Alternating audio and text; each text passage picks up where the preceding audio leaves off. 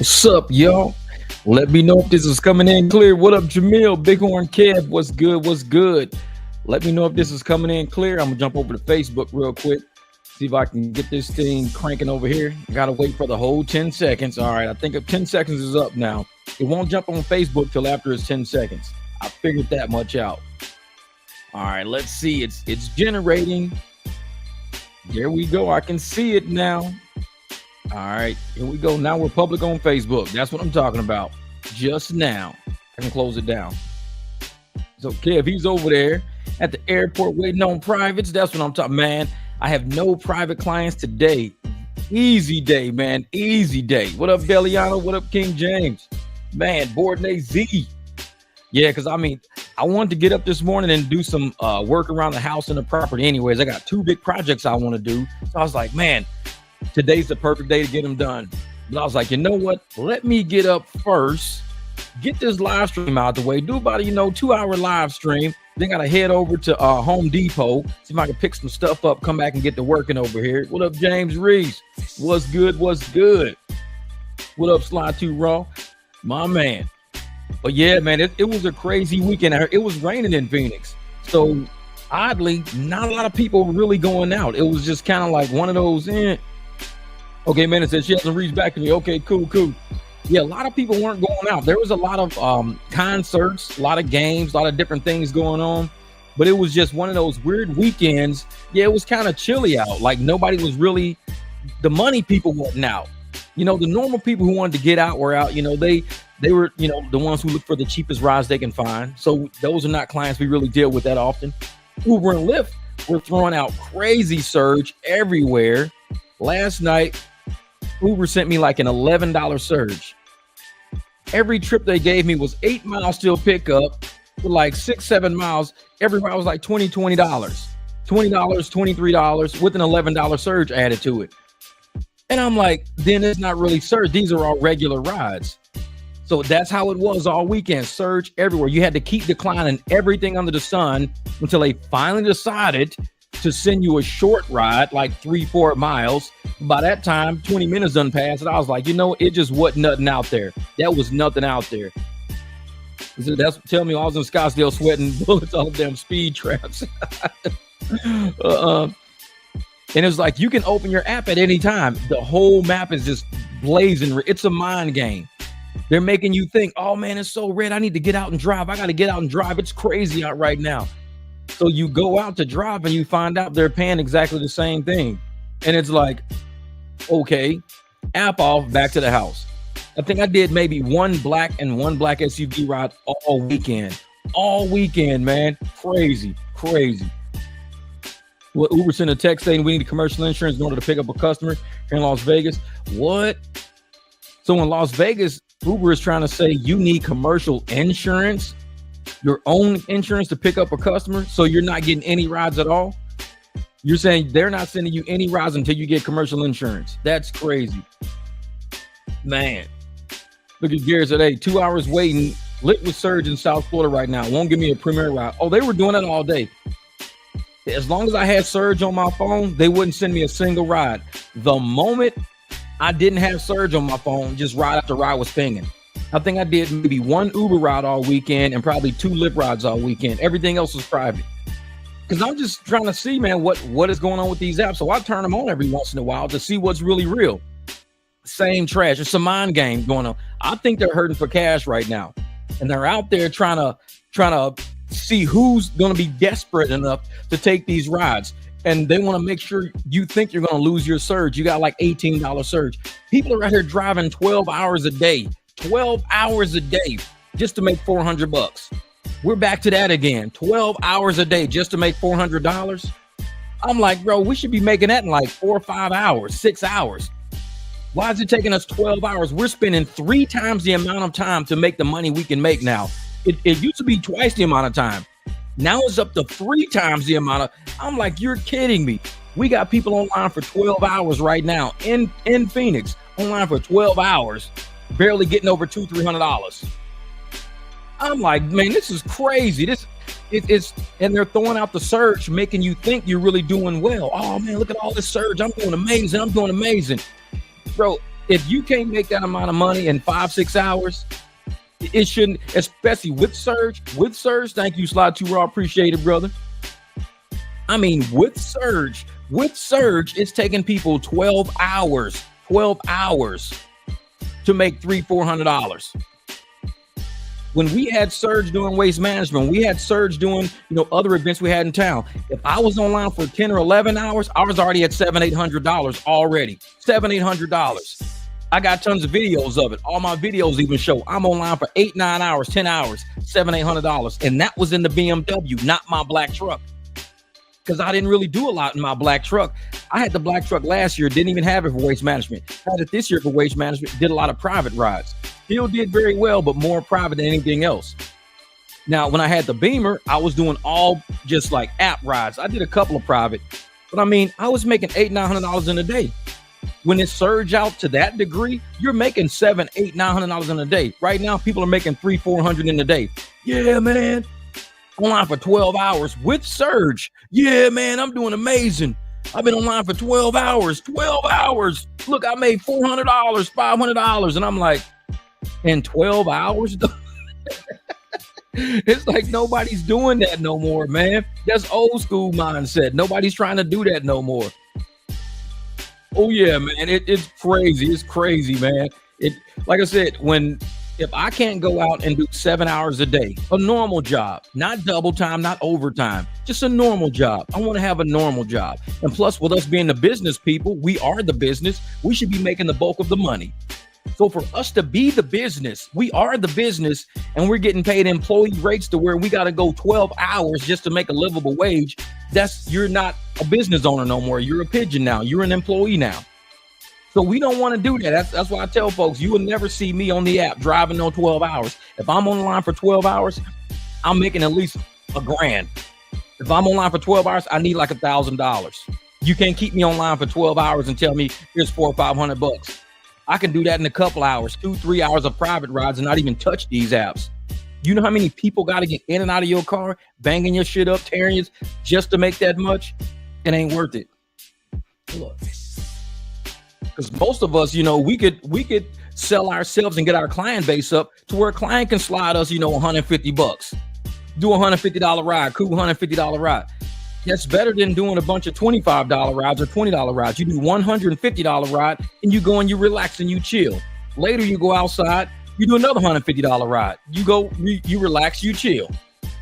You don't sit there all day, 24, 23, 19, 24, 20. It takes too long. You use a lot of risk out there. A lot of things can happen to you, to your car. I mean, on the professor's channel, it was just showing a grandmother. A grandmother was beaten up and carjacked. A grandmother.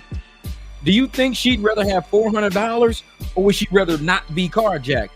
I'd rather not be carjacked. I'm not trying to be out there taking on every Tom, Dick, and Harry jumping in my car. All these strangers I don't know running the risk of getting beat up and carjacked. All for what?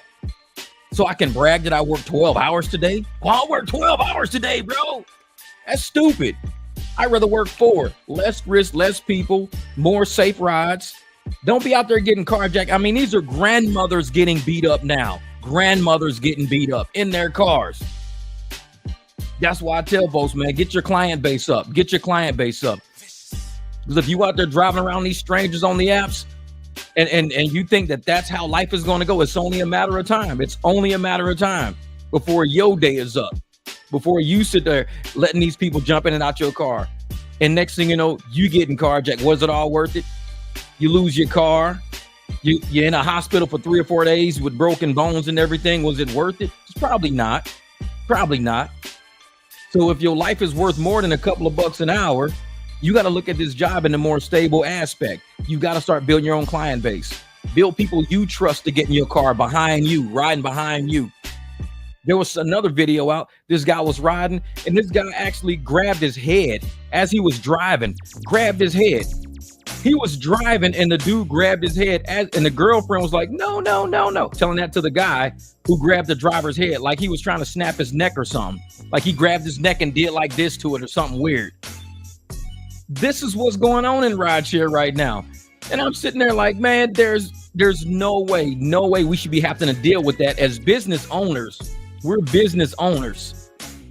Even an employee of Walmart wouldn't have to deal with that. If you walked in Walmart, nobody could just walk up behind you and grab your head, faking like they're trying to break your neck or punch you in the face or something like that. And those are Walmart employees not getting punched in the face. Yet here we are, business owners riding around, getting punched in the face, choked, shoved in the head, spit on. For what? Just so Uber can say, oh, we'll kick that person off the platform. I mean, you're running that risk. The more hours you got out there, the more likely you're going to run into these people. And yeah, so you better learn to use your, you better learn or you're going to keep running your wheels off 9 to 2 a.m. on the weekends, driving back Monday. Money sucks, but I ain't going to beat up my car for $5 rides. For real, man. For real. Because at some point, you got to realize, man, what's going on in these streets is real. And a lot of people aren't taking it seriously. They thinking it's a joke. Oh, it's not going to happen to me. Last night, this is what happened to me last night. Something real sketch. And I, like I said, I'm hip to shit, man. So I get this ping on my app. I get a ping, and it was actually on a hum ride. So I get a ping. It was kind of sketch, you know what I'm saying? And I don't put this on hum. I don't put it on hum, so don't think I'm putting this on hum. I'm putting it on just the environment. So a ride came through. Cool, no problem. It was right around the corner from my house. I'll take it. No, not a big deal. Hit it, drive a couple of miles, get to the people, get there. For some reason, it won't process on my end, but it's on their phone, but it's not on my end. I don't know what the deal is. So, and it's little short, fat girl. It's two tall, skinny dudes. And I'm in the very, very back of this apartment complex, like all the way in the back, like as far back as you can go before it just ends. That's the end of the complex. So they're walking out of this little courtyard area. So they come out of the courtyard area. I'm sitting in this big ass black truck. So I turn my truck around to aim out because I'm like, if anything goes wrong, I'm already aiming out the complex anyways. I'll just gun it and go. So I'm sitting there dealing with the people. We can't get the app. I say, we could just do this on Cash App or Venmo. I don't know what's wrong with the app right now. We can do it on Cash App or Venmo. And the guy was like, well, I need to get some money sent to me if I'm going to get it on Venmo. Do you got a minute? I said, I got a couple of minutes. If you got to get it sent to you, no problem. So he went in the house. Now, some other dude in another truck. Now, they got a car. They have a car because I'm looking at them with a car. We're in the very back of the complex. They're shuffling stuff around in this car. And now that I'm sitting here talking to you guys thinking about it, and I'm like, maybe that car was a stolen car because it was in the very back of the complex. They're shuffling stuff around. Here's a car. Why don't they just take that car? Shuffling stuff around in the car, moving things, taking things, putting them in the house, and two sketch people. So I'm like, I'm just waiting. So the lady comes back up. She just standing by the car. And I'm like, so are you guys going to go? Or, what are you guys going to do? Because I still can't get you on this app. She said, well, I could cancel it and try to rebook it. I said, well, cancel it, try to rebook it. So she canceled it, tried to rebook it. It didn't work. It wasn't registering on my end. So I was like, whatever. I think the credit card was probably bad or something like that. Like it wouldn't process, whatever. So I said, well, if y'all want, we can just do it for cash. I said, if y'all need to use the same credit card you're using on Hum, I can use it on Square. So you guys can do it. I could just do it on Square. So I'm telling the girl I could do it on Square. And the guy, he's like talking to the other guy back by the house. They're talking to each other back by the house, like by the little courtyard area. So they're just chatting and talking. And so the girl walks back towards the car. So as soon as she gets back to that car, I just drive off. I don't even wait. I just drive off. And they didn't try to flag me down or nothing. They didn't try to say, hey, hold up. They ain't tried none of that. I just took my foot off the brake and I just let the car just kind of go. I made the little right turn, started cruising out the apartment complex. I get halfway. Now, I had already called the people already to see where they were because I couldn't get them on the app, but I had a way to contact them. So the text came through on my phone. It says, don't worry about it. You could just leave. And I put all good. That's all I text back was all good. Because they saw me drive off. They're not stupid. I saw them in the courtyard. They were in the courtyard. I could see right through all the stuff and saw them in the courtyard. And she walked back to the car and she was fumbling around through the car. I drove off, man. Yeah, that's why I'm like, dude, I don't know what the deal is, dude. I don't play with people, man. I don't do that, man. This is where they pulling out a big person-sized garbage bag out of that car. I know, for real, man, for real. And it's like, man, I don't know what was going on, dude. I don't know what was going on. But as soon as I hit the corner, I was almost by Circle K, and my phone, a text popped up, and it was her. Oh, you could just, what did she say? Because I forgot, it just popped up on my phone. Hold up for a second. It's the last number in here. Oh, it says, I'm sorry, you can go ahead, go. That's all it says. I'm sorry, you can go ahead, go. I just put all good. That's what it said right there. Because I'm sorry, you could just go ahead, go. I just put all good. I wasn't waiting. Fuck that shit. I drove off. And that was at what? 11, like something. Damn, I moved it this way. I wasn't waiting. Yo, that was 11:33. Like I was gonna sit there. No, I'm like, cause I don't know what they doing in that courtyard. Cause he said he need to go get some money and he need to do something. And I'm like, okay. Already like 2, 3, 4 minutes had already passed already. They had already, and I'm sitting there watching them. And the other tall skinny dude went back and was talking to him. So they just sitting there just chatting in the courtyard, you know, this and that. And I'm like, I don't know, man. I don't know. I said, you know what? I just took my foot off the break. I wasn't getting paid for that anyways. Whether I was sitting there or leaving, I wasn't going to get paid. So I just took my foot off the break, drove, and I saw her when she was in the parking lot at that car. I don't know if she saw me. And I just cruised. I just took my foot off the break, went around the corner, cruised around the corner, left. So I don't even know if she still saw that I had already left already.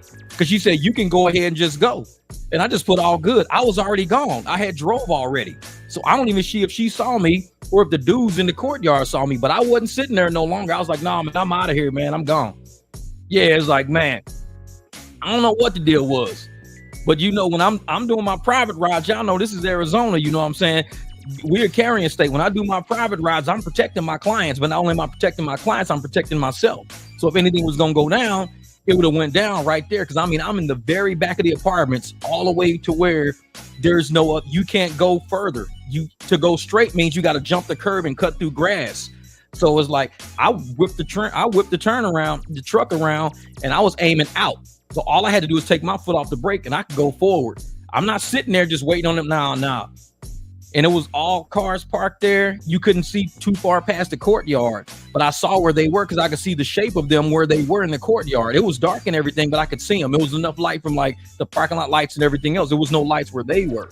So whatever the deal was, you know, I don't know. They probably were. Ain't no telling. But it's like them two dudes, skinny as they were, man, I would have been done. They would have been done. They would have messed with me. They would have been done. But even the girl, you know, she had like she had a big handbag, and she walked to the car, and she was standing by my passenger side. They was all looking through the driver window, and I'm talking to her about the app and everything. And so nothing was, you know, we couldn't figure out why I wouldn't link up.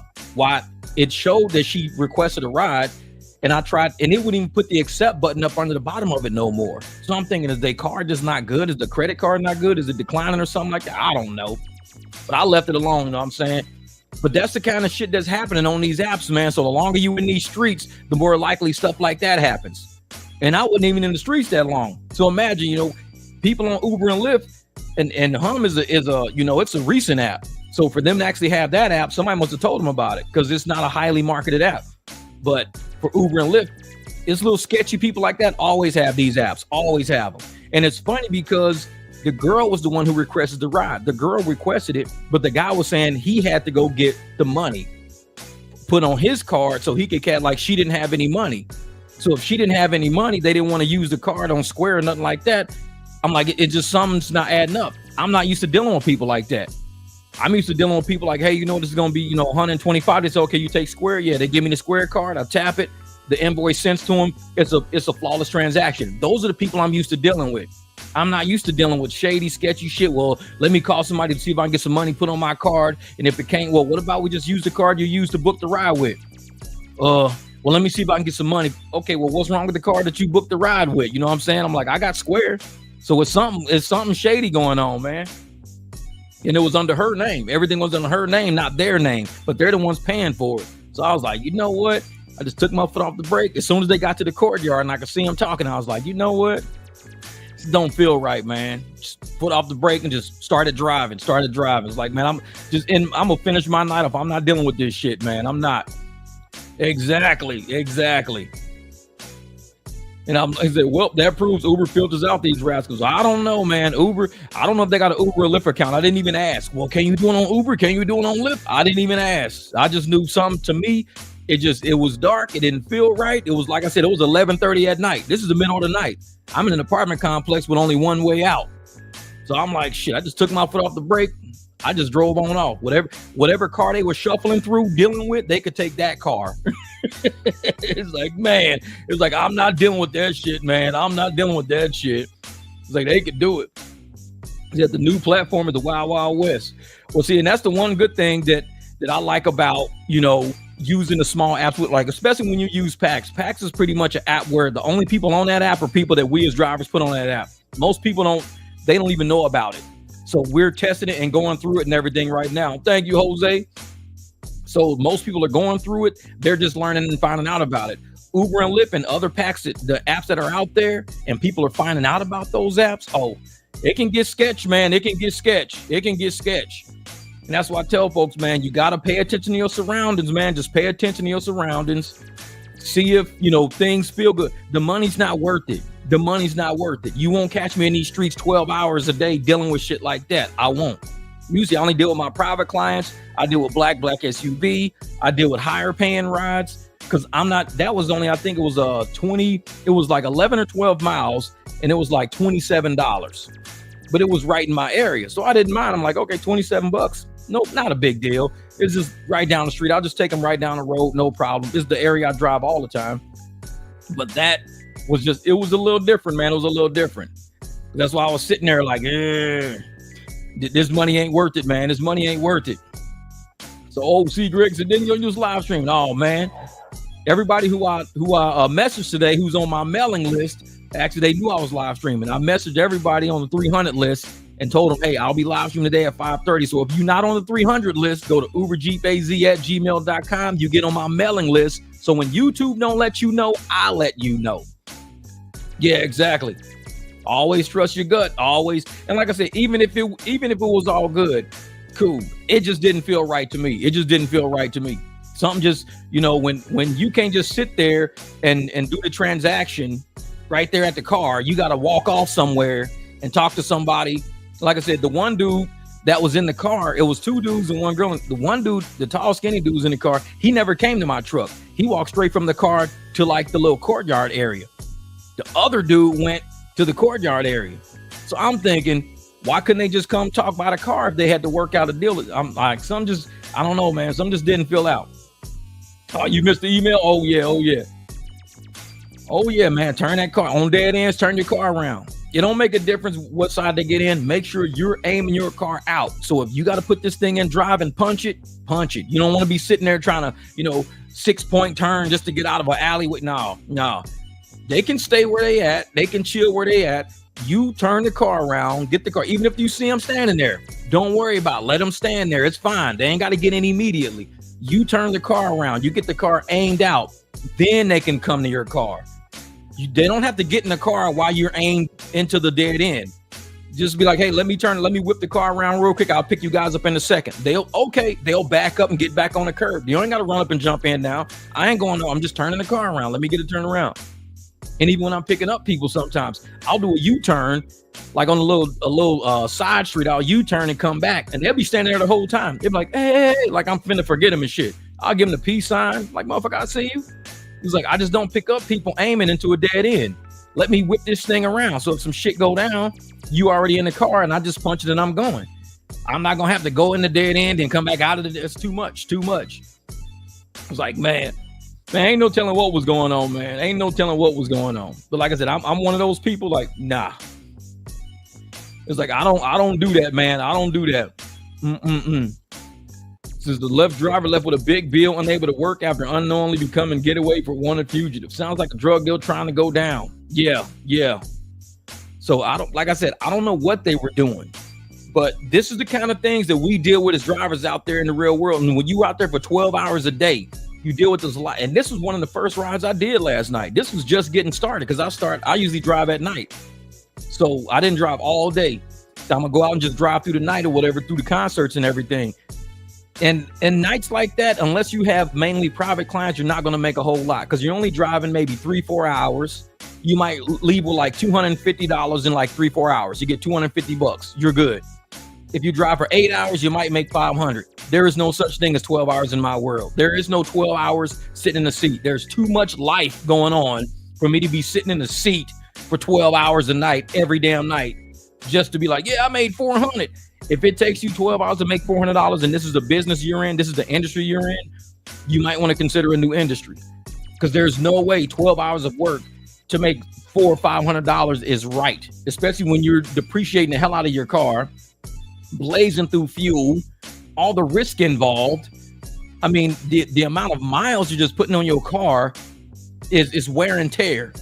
So when you're looking at brakes, you're looking at serpentine belts, you're looking at water pumps. Like I said, I just bought this truck last year. I've already replaced my rear struts. I did that for about $200. I replaced my serpentine belt already. I've done my front brakes and rotors. Redid all 4 tires already, tires and rims. I just fixed the leak that I had, the leak. I've done the transmission drain and fill with new filters and everything. Changed my oil maybe. I'm on my second oil change. I bought it with 80,000. I changed it at 90,000. I just changed again last week when it hit 100,000. So I've driven it 20,000 miles in the past year. I've had 2 oil changes in the past year, but I do it all right here. So you can blaze through a lot, and that's only in 20,000 miles. In 20,000 miles, I've done all of that in 20,000 miles. There's some people doing 20,000 miles in like 3 or 4 months. It took me 12 months to hit 20,000 miles in this truck. It takes some people a few months to do that shit. So if I'm spending all that over 20,000 miles, look at what people who are taking their cars to shops. All your money is going back to the shop. All your money is going right. All the profits you making and everything else going right back. So it's like you're driving for no reason. I'd rather save money, do the maintenance I want to do before my car actually breaks down, do all the maintenance so I ain't got huge repairs. Because when the engine blows, that's going to be about 3 or 4 G's right there when the engine goes. So I got to have a new engine shipped in. I'll be down for a few days dropping a new engine in my truck. So that's all money lost, all opportunity and money lost. And I'll do it myself. I don't care. I'll drop an engine in this shit myself if I have to. But yeah, same job. Don't be pointing at the dead end street. I'm telling you, Keith, man, a lot of people don't know. They don't know, man. You gotta understand, man, the way that this stuff is set up. Be ready, be prepared for anything to go wrong. Be ready. So aim your car even outside the parking lots. When you're picking up people in the parking lot, swing around, aim towards the exit of a parking lot. Don't just pull in and pick somebody up. Go around and let them sit there. They could sit there. Hey, fuck it. Hey, how you doing, motherfucker? And you pull all the way back around. Don't let that hey make you hit brakes. Hey, oh shit, let me hit brakes. No, let them keep saying, hey. You swing around and you come back and you do what you got to do as a driver to take care of your car. People always do me like that. They see me driving right past them. Hey. I'm like, hey, motherfucker, I know, I see you. I ain't stupid. Let me turn my shit around. And I'll let them know when they get in. I always whip around, man. Oh, okay, no, bro. We just thought you didn't see us. I know. If I'm looking dead at you, you looking dead at me saying, hey, then apparently we see each other. So you must be thinking, oh, he must go and just turn it around. People be killing me, man. They be fucking killing me. They see me clear as day. They be like, hey. I'm like, hey, motherfucker. Shit, I'll whip around. And like anything go down, I'm just gassing it. I'm running people over. I don't give a shit. We can deal with the police later. But if somebody say, hey, man, you ran these people over, you damn straight because they were trying some shady shit. Say, before I get affected, oh, you're going to be having tire tracks all up and down your body. I'll run a motherfucker over. I don't care. I'll deal with the cops later. But you ain't had me in no hospital. There's one thing that's not about to happen. So Uber shows my car is the wrong color in the app. They don't wave me down. I know Uber used to show my Beamer is red. And in the daytime, it's like bright ass pumpkin orange because the light is hitting it. So I could drive right past people. They wouldn't even care. They wouldn't even know. So I had to come back around. Oh, man, we was looking for a red BMW. I'm like, yeah, it's not red. They got it as red, but it's like a light ass orange. At night, it's a darker orange. Man. But yeah, so hopefully, man, y'all out there, y'all thinking about what y'all do. Because like I said, the professor had that video on his channel about that grandma that got, beat up pretty bad and carjacked and everything. You got to be ready for situations like that. If you can put yourself out there in the streets, and we know what's out there. It can happen on Uber. It can happen on Lyft. It can happen anytime. It can happen with somebody just walking up to your car trying to get in. Always be ready. Keep your doors locked until after you said somebody's name. I'll lower my window a little bit and I'll say a motherfucking name. Marcus. Yeah. Okay. Make sure the pictures and all that shit match. Get in. Say, but if somebody walk up and they like, you here for John? Nope. I'm not here for John, man. Oh, who you here for? Not John, motherfucker. That's all you need to know. I don't got to tell you nothing because if I tell you Marcus, you might send some dude up saying, hey, man, say you here for Marcus. It's like if somebody asks you who you here for, be like, The person I'm here for knows who I am. They know my car and my license plate. The person who I'm here for knows all that information. I don't need to tell you who I'm here for. If I'm not here for you, you know this ain't your truck. I mean, you see what it looked like. You see the license plate number. I ain't got to tell you who I'm here for. So never answer that question when somebody says, who you here for? Don't answer it. Don't. I don't give a fuck who it is. You can see them right there on the app. Don't do it. Don't do it. Because they will, sometimes people might set you up. Oh man, oh, I know you're here, so Marcus, my bad. Dude might turn around. Hey man, say you here. Say Marcus sent a car for you, man. Just say Marcus sent a car for you. Hey man, Marcus sent a car for me. Are you here for Marcus? Yeah. All right, Marcus sent me the car.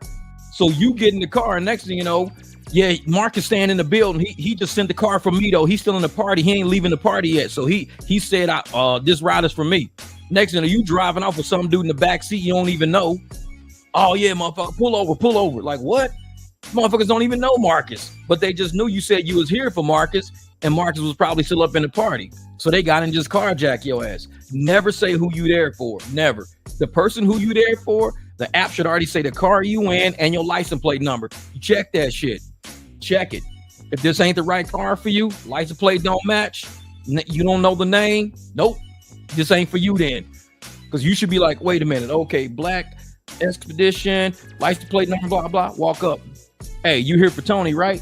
Yeah, yep. All right, bet. Because I already checked the license plate and everything. Cool. Don't ever say the name. Don't ever say the name, because then they'll try to make you say it too.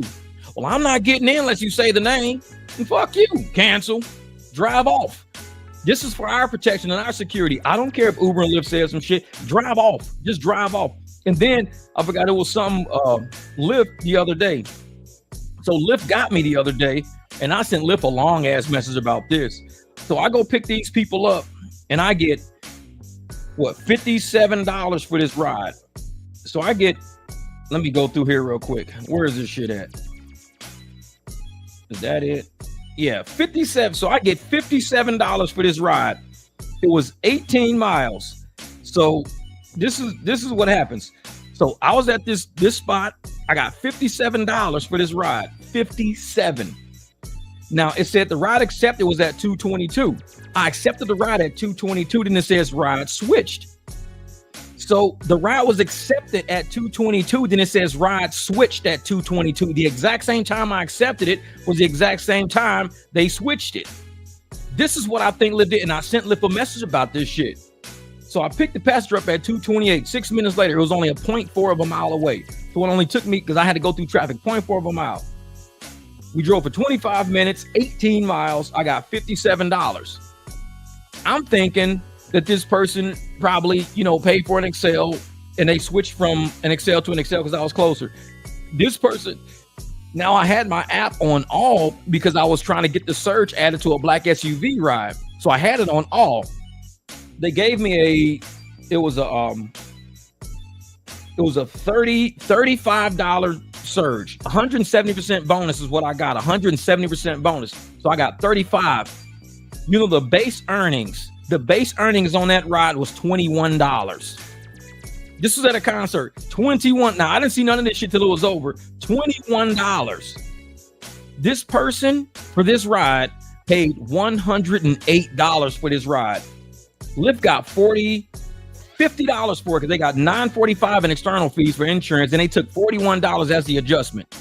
So they took over $50 and I got $57 because they gave me a $21 ride with a $35 surge on it.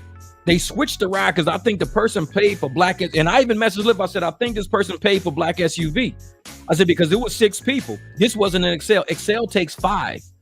Excel don't take 6. 6 is when you go to SUV. You can even go through the app and see when you look at when you book a ride and you're looking at Excel and all these, that's 5. These people booked the black SUV because they had 6 people. They booked black SUV at $108 to go 18 miles. $108 to go 18 miles. So I ended up getting $57 to go the 18 miles, but it was a $21 ride. They hurry up and threw $35 on for me. But if it was a black SUV like they would have booked, I would have probably got close to about $160 for that ride. I'd have got about 160. So basically, I think I got jacked for about 90 to 100 bucks. I got jacked on that ride because I was at $170 surge, 170% surge. Usually those rides hit me because I had to take them from that area up to like Tempe. That ride would have hit me for probably about $80, $90. Then it would have added that 170% on top of that. So I sent Lyft a message, man. I was mad as hell. I was so mad. Thank you, Jim. I appreciate that, brother. Says safety above all. Stay alert. We used to call it plan your exit upon arrival at FedEx when I was a W-2 route. Yep, only 4.9 rating, higher and avoid the new ratings. Yep.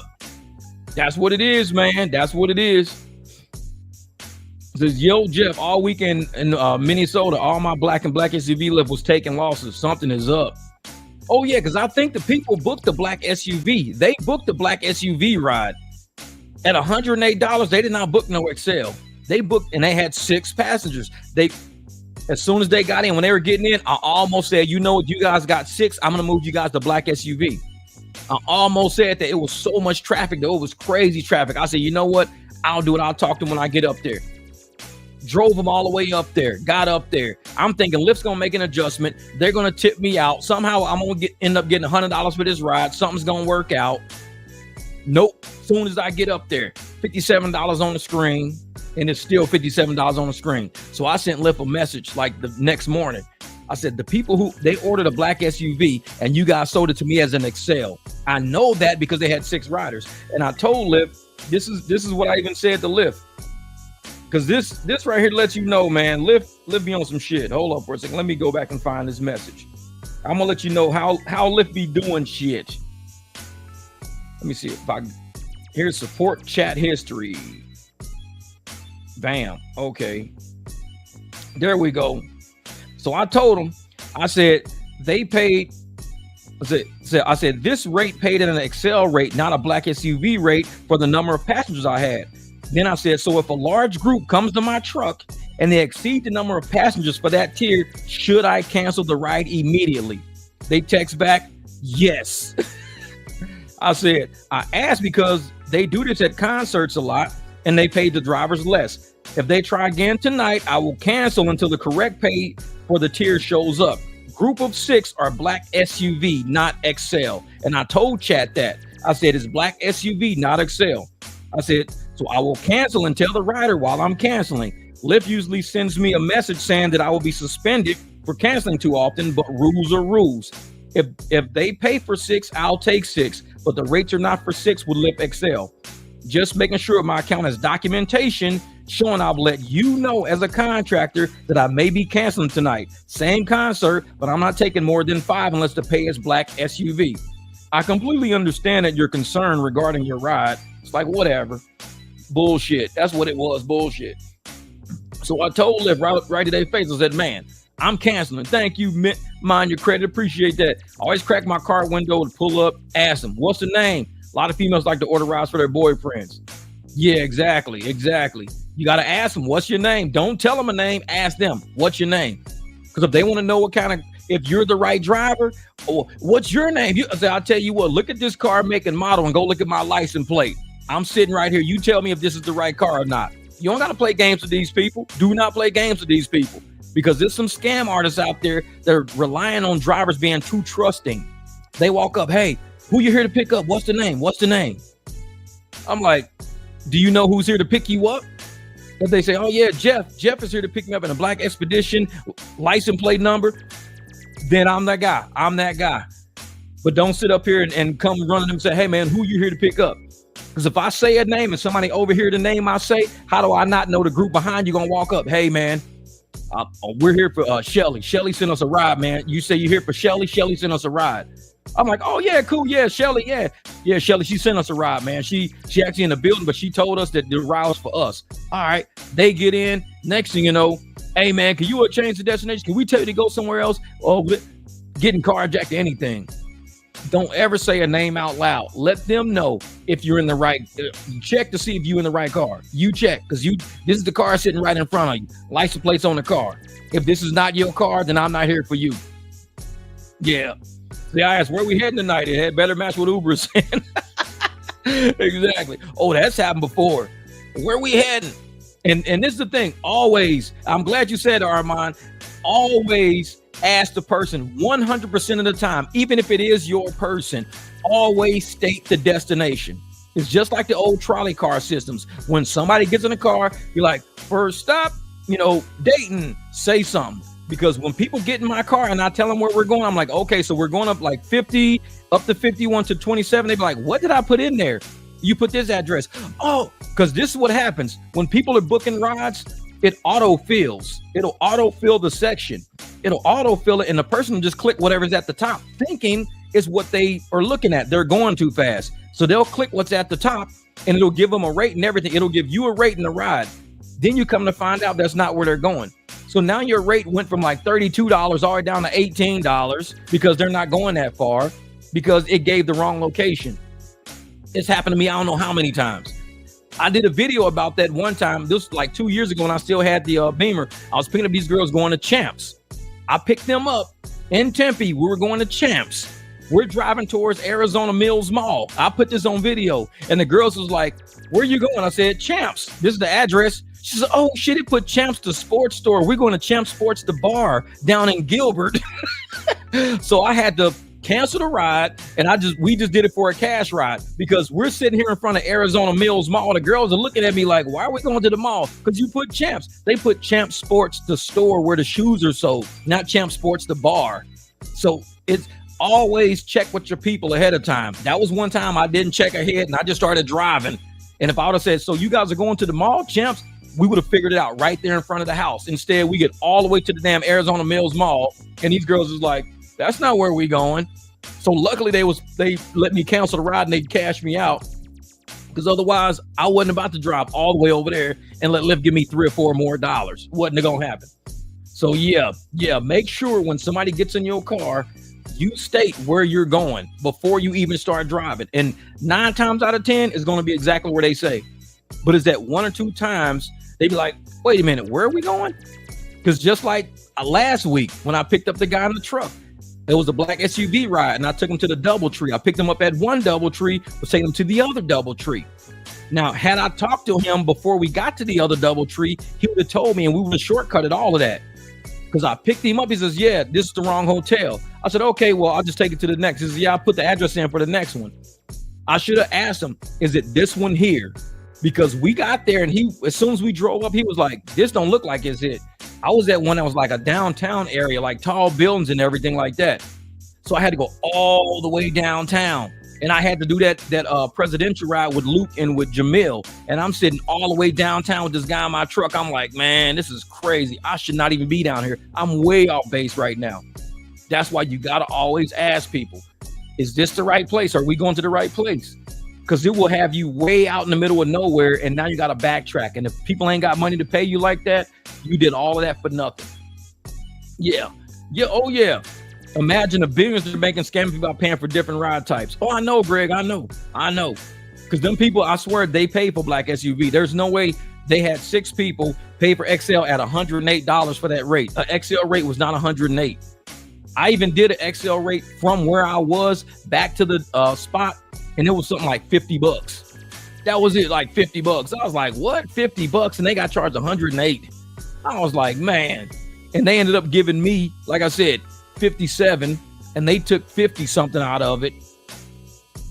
That, man, I had to send him a message. I said, dude, and I usually don't contact Lyft for nothing, but I had to let them know, y'all played me, y'all got me, but just know the next time I roll up on somebody, I'm letting you know on my account, documentation on my account. When I roll up and they got too many riders, I will cancel and I will hit too many riders. Now, after that, I'm gonna negotiate my price with them, because now they're mine now. Y'all booked for 5, showed up to 6. Let's cancel that. Now let's book for 6. All right, so 6 y'all. This is what I'll charge y'all to go there. $100. Oh, cool. Because they charge us $108. I'll charge you $100 then. Cool. Let's go. And I even messaged Lyft and I told them, I'm just letting y'all know on documentation. I negotiate my shit. Whenever this happens again, I'm canceling and I'm driving off. Now, and I'm gonna have my people with me because I know I finished that message out. What did I say to him? Yeah, I said, I was hoping the system updated, or at least they tipped me for the extra level I allowed. but I see I will have to manually adjust my pay tonight. Cancellations are my manual adjustments. Thanks for your assistance. Once you can end this chat. I've got to get ready to drive to the concert. And then they said, after cancel the trip with the reason, you will get a cancellation fee and Ernest will automatically adjust it. Apart from this, is there anything else I may assist you with? I never answered them back. I was already gone. So the fact that they're trying to say, oh yeah, once you cancel, you get a fee. No, you don't. You don't get a fee for canceling if they got too many rides. I've tried that before and they don't give you a fee for it. So it's like, nope. So yeah. This is XL in Nashville, a 6 passengers as well, black SUV. Maybe it's different there. Rate was BS for sure. That pissed me off so much. Yeah, man, let me look because I swear on mine, it don't say that. For XL, it don't say 6. Or I maybe didn't see it. Wait a minute, I can actually see it in here because I think I did a screenshot earlier of something. Let me see. Oh shit, on here it says XL says fits up to 6. Oh hell, I didn't know that. It says XL fits up to 6. But then also black SUV says for style up to 6. Because black is just 4. But XL says fix up to 6 here. I don't do XL up to 6. I won't do that. I'll do if they want 6, we got to do a black SUV rate. That's just how I do. But I didn't even know XL said, you can go up to 6 in XL. I won't, because it makes no sense. XL up to 6 to me is like minivan. That's XL. XL would be minivan. But if you get a black SUV and you get next to a minivan and you choose XL, I guarantee you're not going to choose that minivan. 10 times out of 10, you're going to say, we want to take this black SUV. Black SUV and minivan should not be in the same category. It shouldn't be. There are some nice ass minivans out there. The Sedonas, the Silhouettes and all those. That's cool. But you got an executive style black SUV and you have a minivan. That's more like a corporate business style where, you're taking a group of staff members to like a lunch. But yet when you get corporate black SUV level, that's a different level of the game. You can't just charge somebody an XL rate and say, well, black SUV is also XL. I mean, we can do XL, but you need to pay us at a higher level of XL. We're not the same XL. Like everything is like going to McDonald's versus going to a steakhouse. You can't just walk into a steakhouse saying, well, McDonald's is going to charge me $23 to feed me and my kid. So how come I can't pay $23 here? 2 different places, man. It might be the same meat from the same cow. Could be. But we prepared the meat from the cow differently than how they prepared meat from the cow. There you're going to get fucking patties. You're getting hamburger patties with cheese. Here you're getting steak.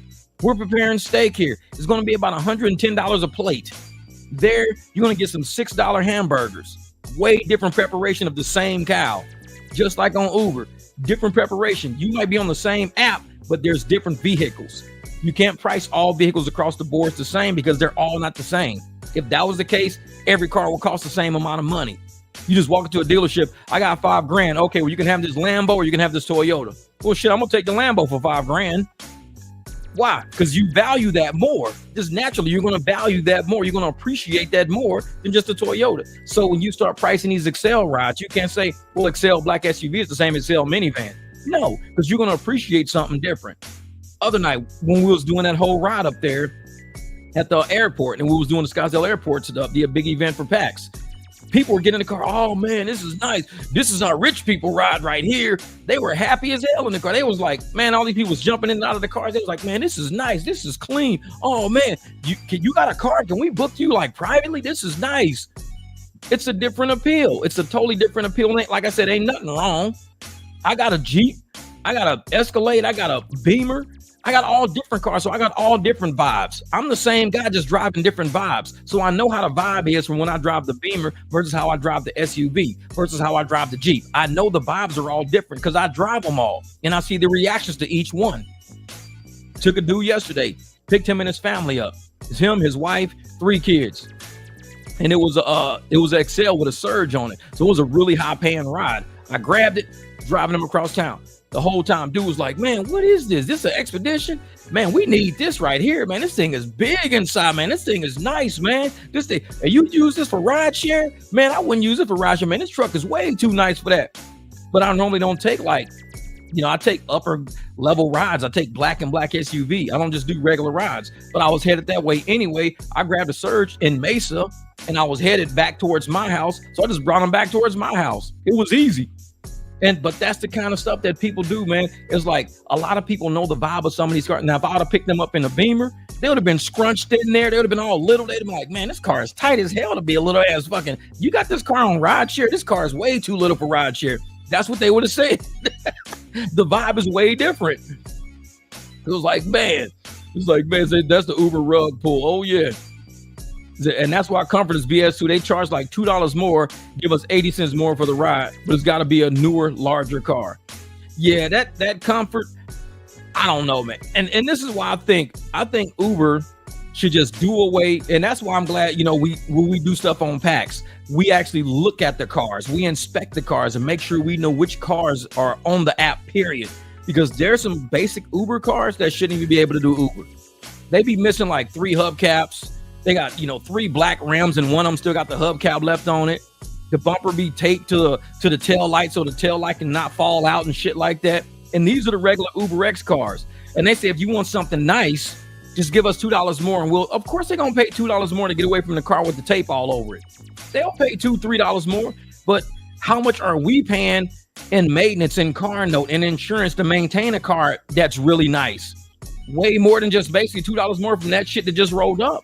Because that car that just rolled up is probably a $2,000 car somebody got just so they can make money to keep the lights on. They don't really care about ride service. They're doing basic ride share. They just want to get pings, be a pigeon, and pay their bills and run that car into the ground, get rid of it, and go buy another $2,000 car, wash, rinse, repeat. Some of us take pride in our cars, which is why the Lux platform was perfect for people like us. The Lux platform was catered to drivers. It wasn't just catered to riders. It was catered to drivers, people who respected their cars enough to keep them clean, to keep them luxurious, to keep them nice. So if you went from an Uber X up to a Lux, it was a big jump. It was like, damn, man, this thing is nice. But now you can get an Uber X and you're getting luxury cars on Uber X now.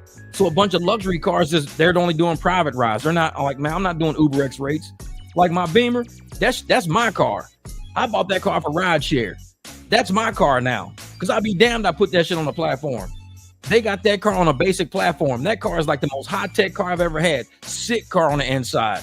Luxury to the 10th degree in that little M-class fucking, I'm like, dude, I wouldn't even let Uber send me no rides in that shit. My private clients get to ride in that.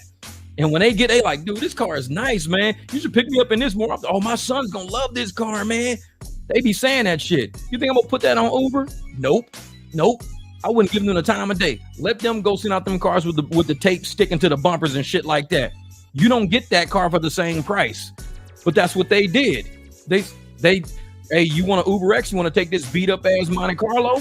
Or you want to take this nice ass Beamer we got, both of them, and the driver gets what? $3.46 no matter what. Dude, you are not getting in my car and giving me $3.46. It's just not happening. Ain't happening. It's got to be at least $15, $20. I'll take you a couple of miles and have for $15, $20. But for $3, shit, take the bus. Nope, take the bus. And that's the thing. Lux was actually giving us the pride in saying, we will open our doors for you. For this price, for this $25, I'll open my door and let you ride in my car. I'll let you do it. In that Beamer, I had to replace the rear mats I don't know how many times. Because girls would get, and there you go right here, reimbursed for car expenses right here. What up, Myron?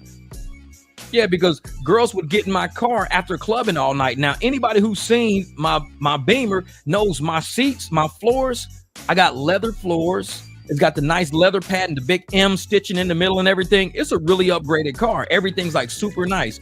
Girls with these little thin ass high heels would get in and puncture holes in my leather floors. So I'm on my 3rd set of leather floors in there. And them things are about $100 just for the rear, just $100 a set. So I'm through $300 worth of rear thing because not everybody wears tennis shoes. Girls get back there, they climb in, that heel sticking straight down, bam, right through my leather floor. They leave, I see white cotton and shit all over the place. Why? Because somebody busted through my leather floor with a heel. So I said, nope, done. Took that shit off the platform. Not doing it.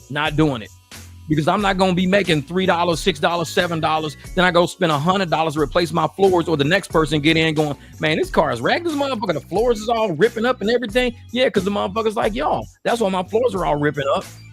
So I just stopped doing it. Nope, I ain't doing it. So now I got the weatherproofing and everything else in the big truck. And even with the big truck, I don't do cheap rides in it.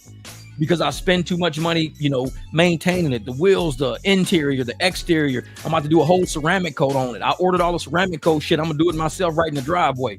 So I'm gonna put a whole ceramic coat on my truck. I do all of that shit. So when my people, when I pick them up, this truck looks amazing, looks nice. They feel like they got their money's worth. They didn't get some shit just showing up, falling apart because somebody feels like driving today. No, you got a car that is taken care of by a driver that takes care of his car to make sure you look nice. That's what the Lux platform used to be like. When they did away with Lux, they got rid of a lot of energy. People was just like, fuck that, man. Fuck that. Well, I got to see what kind of coating it is. I just ordered it off of eBay. I'm going to see what it is when it gets here. I don't know if it works or not. I'm about to check it out and see. So I'll know once it gets here. I don't even remember the name of the shit. But I'm willing to try it though, because if it works on that truck, I'm gonna try it on my other truck. I'll do it on the Escalade too, because the Escalade needs a ceramic coat on it. It had one, but it's been a minute since I did anything. So once it gets here, I'll apply it. I'll do everything I want to do with it, and then I'll let you know whether or not it actually works or if it's trash or not. But it's already ordered. It's on the way here. Then I'll deal with it when it gets here. And that's why I'm like, man, when I pick my people up, I want them to see this truck pull up. I want them to, because I got it on the screen, I want them to be like, man, that truck is dark, man. That thing is nice, man. That thing, man, I like this truck, man. This thing is clean. That's what you want when you pulling up. I picked up guys off the golf course one day when I came around. Dude got in, he says, man, these rims are nice. These are like IROC rims, man. It's like an IROC Z. I was like, yeah, that's old school. The IROC Z is old school, man. So that's why I like that look. All my shit looks like old school stuff, man. I don't have none of the new stuff, all the new crazy wheels and shit that you see on the internet. Just give me some basic shit. Basic, clean, simple, basic. That's what I like. Keep it clean, keep it simple, keep it basic. This is the trick, is you have to polish the paint with no silicone. Yeah. It was like, man. And I'm one of those, the IROC, no, the IROC Z. I remember back in the day, we all used to try to get them 5-star IROC rims. Everybody wanted them, man. We used to put them on anything. If it was a Chevy truck, a Chevy car, man, if IROC's rims could fit it, we would try to get them. That's how we were back in the day, man. We were like that. But yeah, man, we got to figure something out, man. Like I said, I've already messaged Lyft this weekend about what they were paying last weekend. I ain't.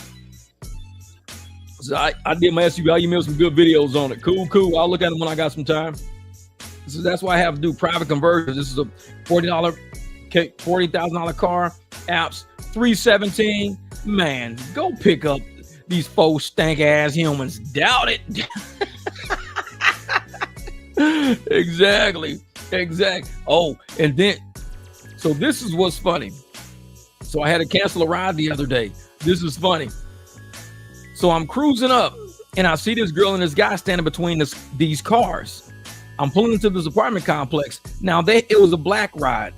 Now I know Lyft upgraded them because Lyft's been doing it. It was somebody upgraded last night. They paid $28 and I got 24 out of the 28. So Lyft is upgrading people. They're upgrading people. So I go to pick up these people in the apartment complex. It's a black ride. I'm like, this person must be upgraded. So I drive in. They're dragging they got these boxes in between the car. They're dragging these boxes in between, like from their apartment in between the cars. This parking lot is like coated in oil, antifreeze, all kind of weird shit. And they're dragging these boxes. So I pull up and I go, I'm sorry. I say, you guys probably ordered like a van or something like that, because this came through as the wrong tier ride. I say, because I use this ride for like dinners and stuff like that. It was like, oh yeah, we just needed something with a little extra space in it, man. We need, and I'm like, so Lyft didn't want to pay me black SUV, but they were willing to pay me black, knowing that I had an SUV. These people ordered something else. They didn't order what I had. Lyft thought I was going to sit there and load my car with all these boxes. They just drag through oil and shit like that. So I had to cancel it. So I'm like, that's the thing about stank, like you said, stank as humans. How are you going to sit there knowing you're finna put boxes in somebody else's vehicle? It doesn't matter what, it could be a Toyota Camry. It don't make a difference what vehicle it is at this point. You do not drag boxes through oil in parking lots and shit and then throw it in the back of somebody's nice, clean carpets in their car, because all that stain, all that oil, all that antifreeze is going to end up exactly where you sit it. And when you sit that shit in the back of somebody's car, now their carpets in their trunk are stained. And you can't have going around telling people, well, you need to prepare for stuff like that, man. You need to have your trunk all laid out with stuff to prevent spills and prevent. No, I don't. I cancel rides. That's what I'm prepared for. I'm prepared to cancel rides is what I'm prepared to do. Now, you can always text me ahead of time and say, hey, we got some items here that aren't quite as clean.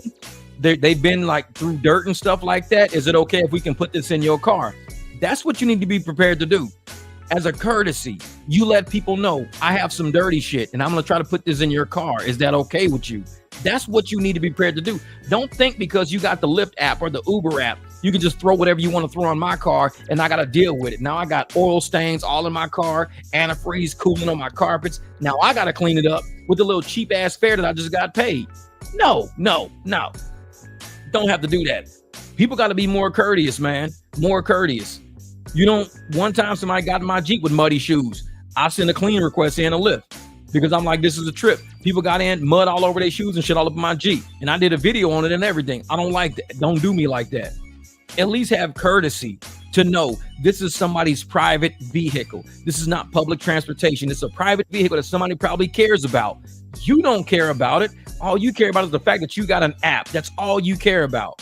But this is a private vehicle you're about to put shit all into. You don't want this person to remember you every time they open a trunk and they got rips and oil and shit all in their trunk. And be like, yeah, man, one time I picked this person up.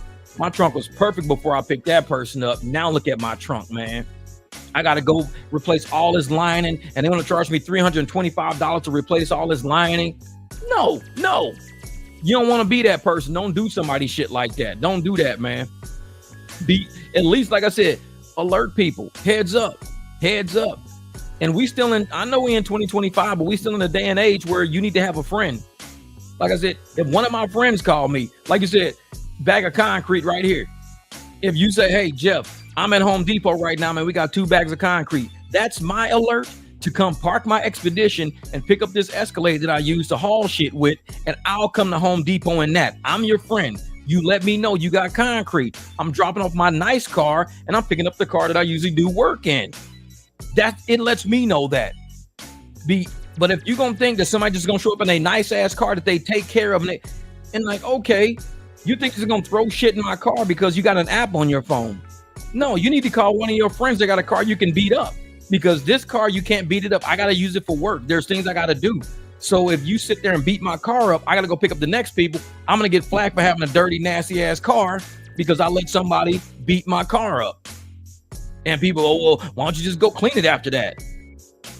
Say, wait a minute. So I take you for 30 minutes. I get about $30, $40. And then for the next hour, I got to go find some cleaning supplies, clean my car. So now that whole hour, I just did all of this shit for a $30 ride. How about just cancel that shit and just not be bothered? Just make it easier. It's like, just cancel it. Just don't even be bothered. Just cancel it.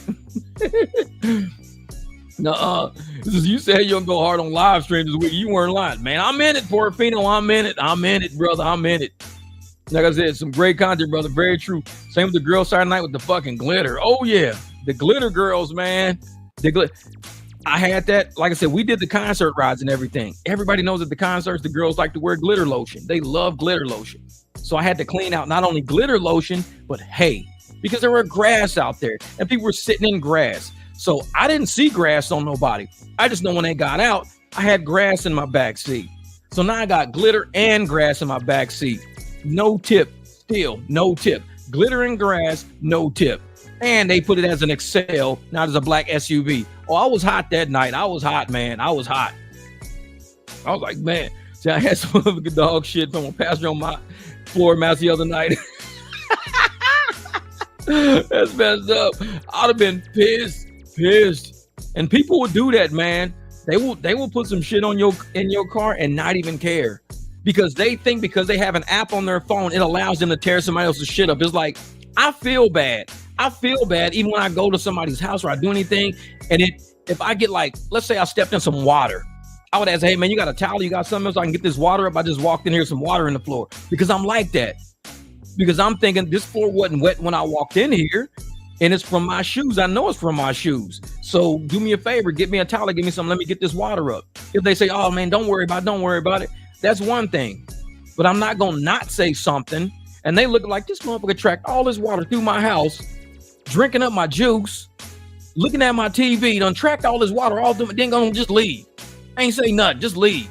See, I'm not like that. I was raised to be different. I was raised that if you walk into a place and you affect it, you make sure you leave it in better condition than when you leave.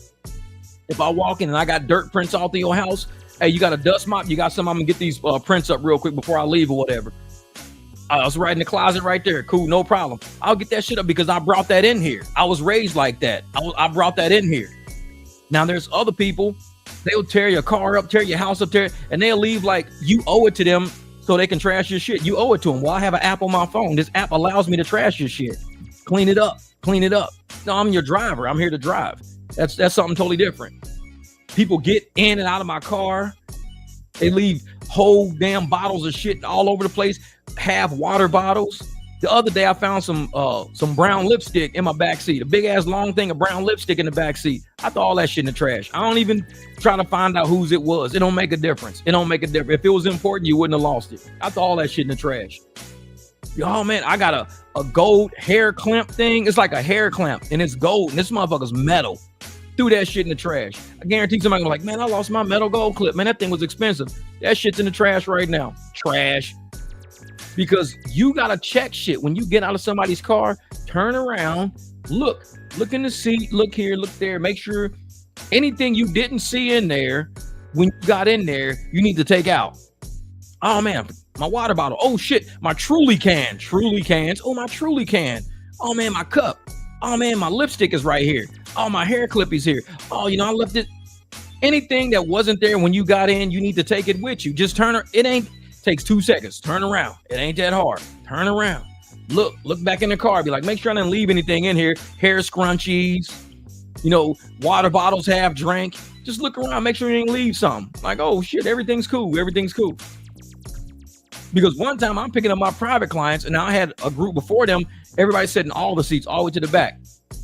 Driving, run out of time. I pull up to my people. The little kid was like, I think somebody had Portobello's or whatever they had, Portillo's, the hot dog, because somebody had a Portillo's cup and they left it in the very, very back. And I know it was the group that I picked up from dinner that was leaving Portillo's. They left a cup in the very, very back. My private client's kids was in the very, very back and they saw it. That right there showed that I wasn't on my game that day. I'm like, people just get in your car and leave shit everywhere. So that means when we doing Uber, when we doing Lyft, we don't have time to clean because they sending you pings back to back. You don't even have time to clean your car. Uber and Lyft don't care. But when you're at our level of the game, you have to stop. You've got time. But when you're in a rush, you don't. Sometimes I'm in a crazy rush because my clients are back to back. But it gives you time to pull into a parking lot, wipe your car down, get all the fingerprints off the side of everything, get any dust that's in the floor because it's dusty, spray your floors real quick, wipe all your floors up, any empty bottles, empty cups, get all that shit out of there. That's what we do at the private level. You make sure when somebody gets in your car, they feel like they're the first people to get in your car that day. With Uber and Lyft, it's just trash on top of trash because they don't give you time. It's like empty straw wrappers, gum wrappers, half drink water bottles. There's be shit all in these cars and Lyft cars. And it's like, stop sending. They need to have something on the phone to where they can just stop sending you rides. You just hit like clean up, just a button that just says clean up. So you touch clean up and a countdown starts. It'll give you, time like 5-10 minutes. If you're driving, the cleanup don't start till the car stops moving because you could be driving and you shouldn't have to call like cleanup time because you're driving. When you stop the car in the parking lot, that's when the timer should start. Now the timer is starting, clean your car out. Now you can go pick up the next person now. But Lyft, they don't let you do that, man. They don't do that. It was like, I had a girl I tried to convert the other night. She got out because she didn't want to. Cool, hold up. You forgot your purse. Tried to get her attention, but she kept walking. Took it to her house. No, that's funny. So she kept walking, had to take it to her house. No one came to the door, so I just left her at the door. Good luck. Hey, there you go. People don't pay attention, man. They don't look back. They don't look back and see, okay, did I leave anything? They're in such a rush to get away. And then they want you to bring it to them. When they find out they left their phone in your car or they left something in their house keys in your car, they want you to bring it to them. So you got to turn your app off, stop your night, stop making money, and drive 30-40 minutes to where they are. And it's way out of the way. And it's like, wait a minute, hold up, man. I was like, I'm not doing all of that. You left it. You come and get it. This is where it is. The D Hall said, hey, please let your followers know about the Lift Up program for seniors over 60. Oh, yeah, I think you were telling me something about that, there's a program in your neighborhood about Lyft. Lyft will give you like a stipend I think you said, didn't you say something like that? Lyft will give you a stipend or something. So it'll give you if you're over 60 years old, Lyft gives you some money off. So therefore, that's more money that the person can tip. So yeah, Google it. Yeah, exactly. There's something Lyft can do for, just type in Lyft over 60 or something like senior citizens. And I think people over 60 who use Lyft, I don't really get a lot of riders on this channel. I get a lot of drivers on this channel. But for the drivers out there, if you know anybody who's having a financial hardship, that Lyft program can help them. So that means that person don't have to give the money to Lyft because Lyft is giving them a cut and you can get a tip. So they say, hey, okay, so there is the Lyft pass. It's $25 per leg, and you have 2 legs for each Lyft pass for a total of $50. Okay. So it's something about $25 per leg. I don't know how much of that the rider or the driver gets, but it's $25 per leg. And I think that's for the seniors. The seniors are paying that. But man, so yeah, I didn't have time to contact her. I never accepted the ride, so she couldn't contact me through the app. Exactly. So she just, man, that's funny. Jamil said, I had a girl leave a purse with nothing in it. I threw that shit away. That was a black Uber. I had it done one of my clients. I would have saved it, taken it back, but I didn't. Yeah, exactly. Sometimes you just, man, it's so much stuff. Man, I found like Apple AirPods. I had a set of Apple AirPods I found, but it was no case. It was just the AirPods just sitting there. So I threw them in the trash. Because for one thing, I'm not sticking nobody's shit in my ear. I wear earphones. I don't even wear, I talk on speakerphone. I think I have a set of earbuds somewhere. These here, I have a set of earbuds in the house. These are called Bolt Tunes. And as you can see, these here. So you see how they blink and they die? That means they're probably dead because I don't use these. So they had a little bit of battery left because usually when you open them, they stay blue the whole time. So see, look, when I open them, they'll try to stay blue, but they'll die. So it's like they have no juice left. So I'll plug them up. All right. Now they're blue. Now you can see that they're flashing and they're blue now. So you can see them flashing in blue. See how they're blinking now? So they have to get some battery juice. All right, let's charge those. Because I don't even use ear pieces and shit, but I found them in my car. And I'm like, throw that shit in the trash. I ain't putting that shit in my ear. Like, nope. What is that? It said, the Uber Pay is in Las Vegas. $359 made in 8 hours. Yeah, that's pretty respectable for Uber. If you're doing Uber X, $400 in 8 hours is not bad. Real shit. About $359 in 8 hours is not bad. I would say that. But we got people out here driving for 12 hours making that. They're making $400 or $500 in 12 hours. And it's like $359 and 8 is not. 8 hours is my max. And if you can cover, I think $250 in 8 hours, you're good. If you can cover $250 in 8 hours, $300 in 8 hours, you're good. You're good. That's a respectable amount to make in a day's work. But if you're pushing, 10, 12 hours a day on these apps, you're not doing something right. And I know some people do it just for clout. They do it for fame, just to be, oh, look at me. Look at how much I made in one day. Well, it's 12 hours. If I did 12 hours, I'd probably make $1,000, but I'm not trying to make $1,000. I'm trying to enjoy my life. Like, I have a real life. I got dogs I hang out with. I got projects I build around my house. I got cars I enjoy driving. I got a motorcycle I'm working on. I want to enjoy. I do not want to give my life to Uber and Lyft. I just don't. I never graduated high school thinking I cannot wait to work 12 hours a day. I never graduated college thinking I cannot wait to work 12 hours a day. If I can't get shit done in 8 hours, it's probably something I shouldn't be doing. It's a normal work day, 8 hours. Even if I did 8 hours for 7 days, that's 56 hours a week. I could do 56 hours a week. No big deal. I'll do 56. I work 8 hours a little bit every day, but no more than that. Because if you got me working 80 hours, 7 days, 12 days, no, I'm cool on that shit. Because where's life in there? Where's life in there? You got to have life somewhere in there. Oh yeah, so many surges here, more conventions. Yeah, we got a lot of going on as far as parties and stuff go, but the money's not there.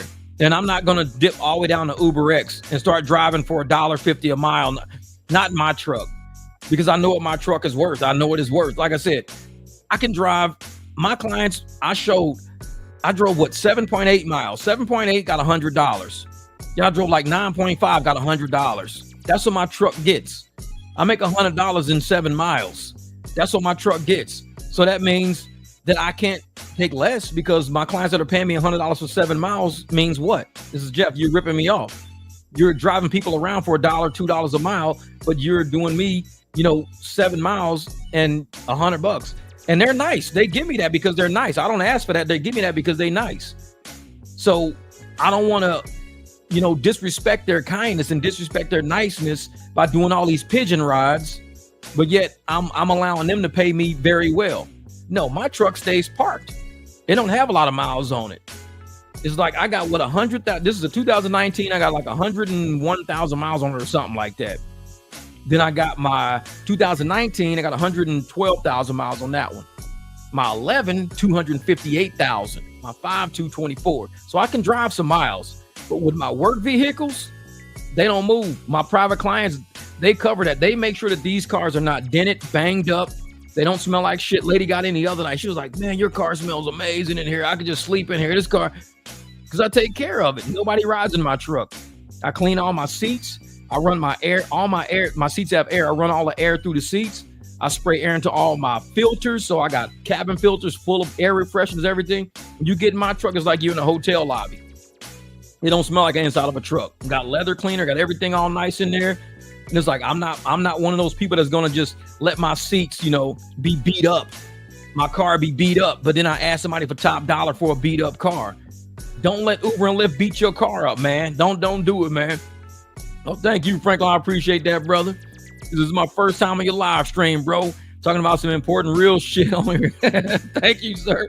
Thank you, my man. I appreciate that, man. Oh, man, we keep it 100 because I want people to really realize, man, drivers, we're human like everybody else. We human. The only thing is we own a business of logistics. We own the vehicles that we move. We take care of these vehicles. These ain't buses. These ain't pieces of shit that we ride. A lot of us put a lot of good money into these cars. We love them. We bought these cars because we love them.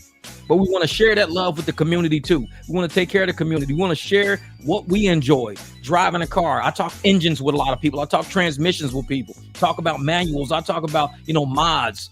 I enjoy cars. So I share that enjoyment while I'm getting people from point A to point B. So Uber and Lyft, they don't give a shit if we enjoy these cars or not. They just want to get money so they can go feed their families. So Uber and Lyft is going to take as much in fees as they possibly can. If they charge somebody $100, they're going to take half of that in fees. They're going to say, well, you get 50 and we'll take 50. But I'm doing all the work. I mean, you found the ride, cool, you get a finder's fee. But a $50 finder's fee, that shit shouldn't be right, man. It's like you should get a cut of that, but not that much. So that's why we go and we find private clients. Because we don't want to be ripped off. We'll go find a private client before I allow somebody to rip me off all day. So I don't drive these apps. Sunday, I don't drive. Tomorrow, I might drive. The next day, I might drive. It depends on when my private clients hit me up. Because I'm not going to let Uber and Lyft beat my car up, have my car looking like a piece of shit, wrecking it, curbs, all curb rash on all my wheels and everything, windshield cracked, headlights don't work. And they taking all the money and I got to find some way to repair all of this shit. That I'm sharing my money with Uber. I'm sharing my money, but I'm not sharing the responsibility of fixing this car that we're using to earn this money with. So if you're not sharing my responsibility, I need to get that money because I got to fix this car while paying for this roof over my head. So we got to move different. And these apps, they're trying to move away from us. That's cool because we're trying to move away from them too. Yeah, I want to go driverless. That's cool. We going private. We're going to have private clients who don't even need to use these damn apps.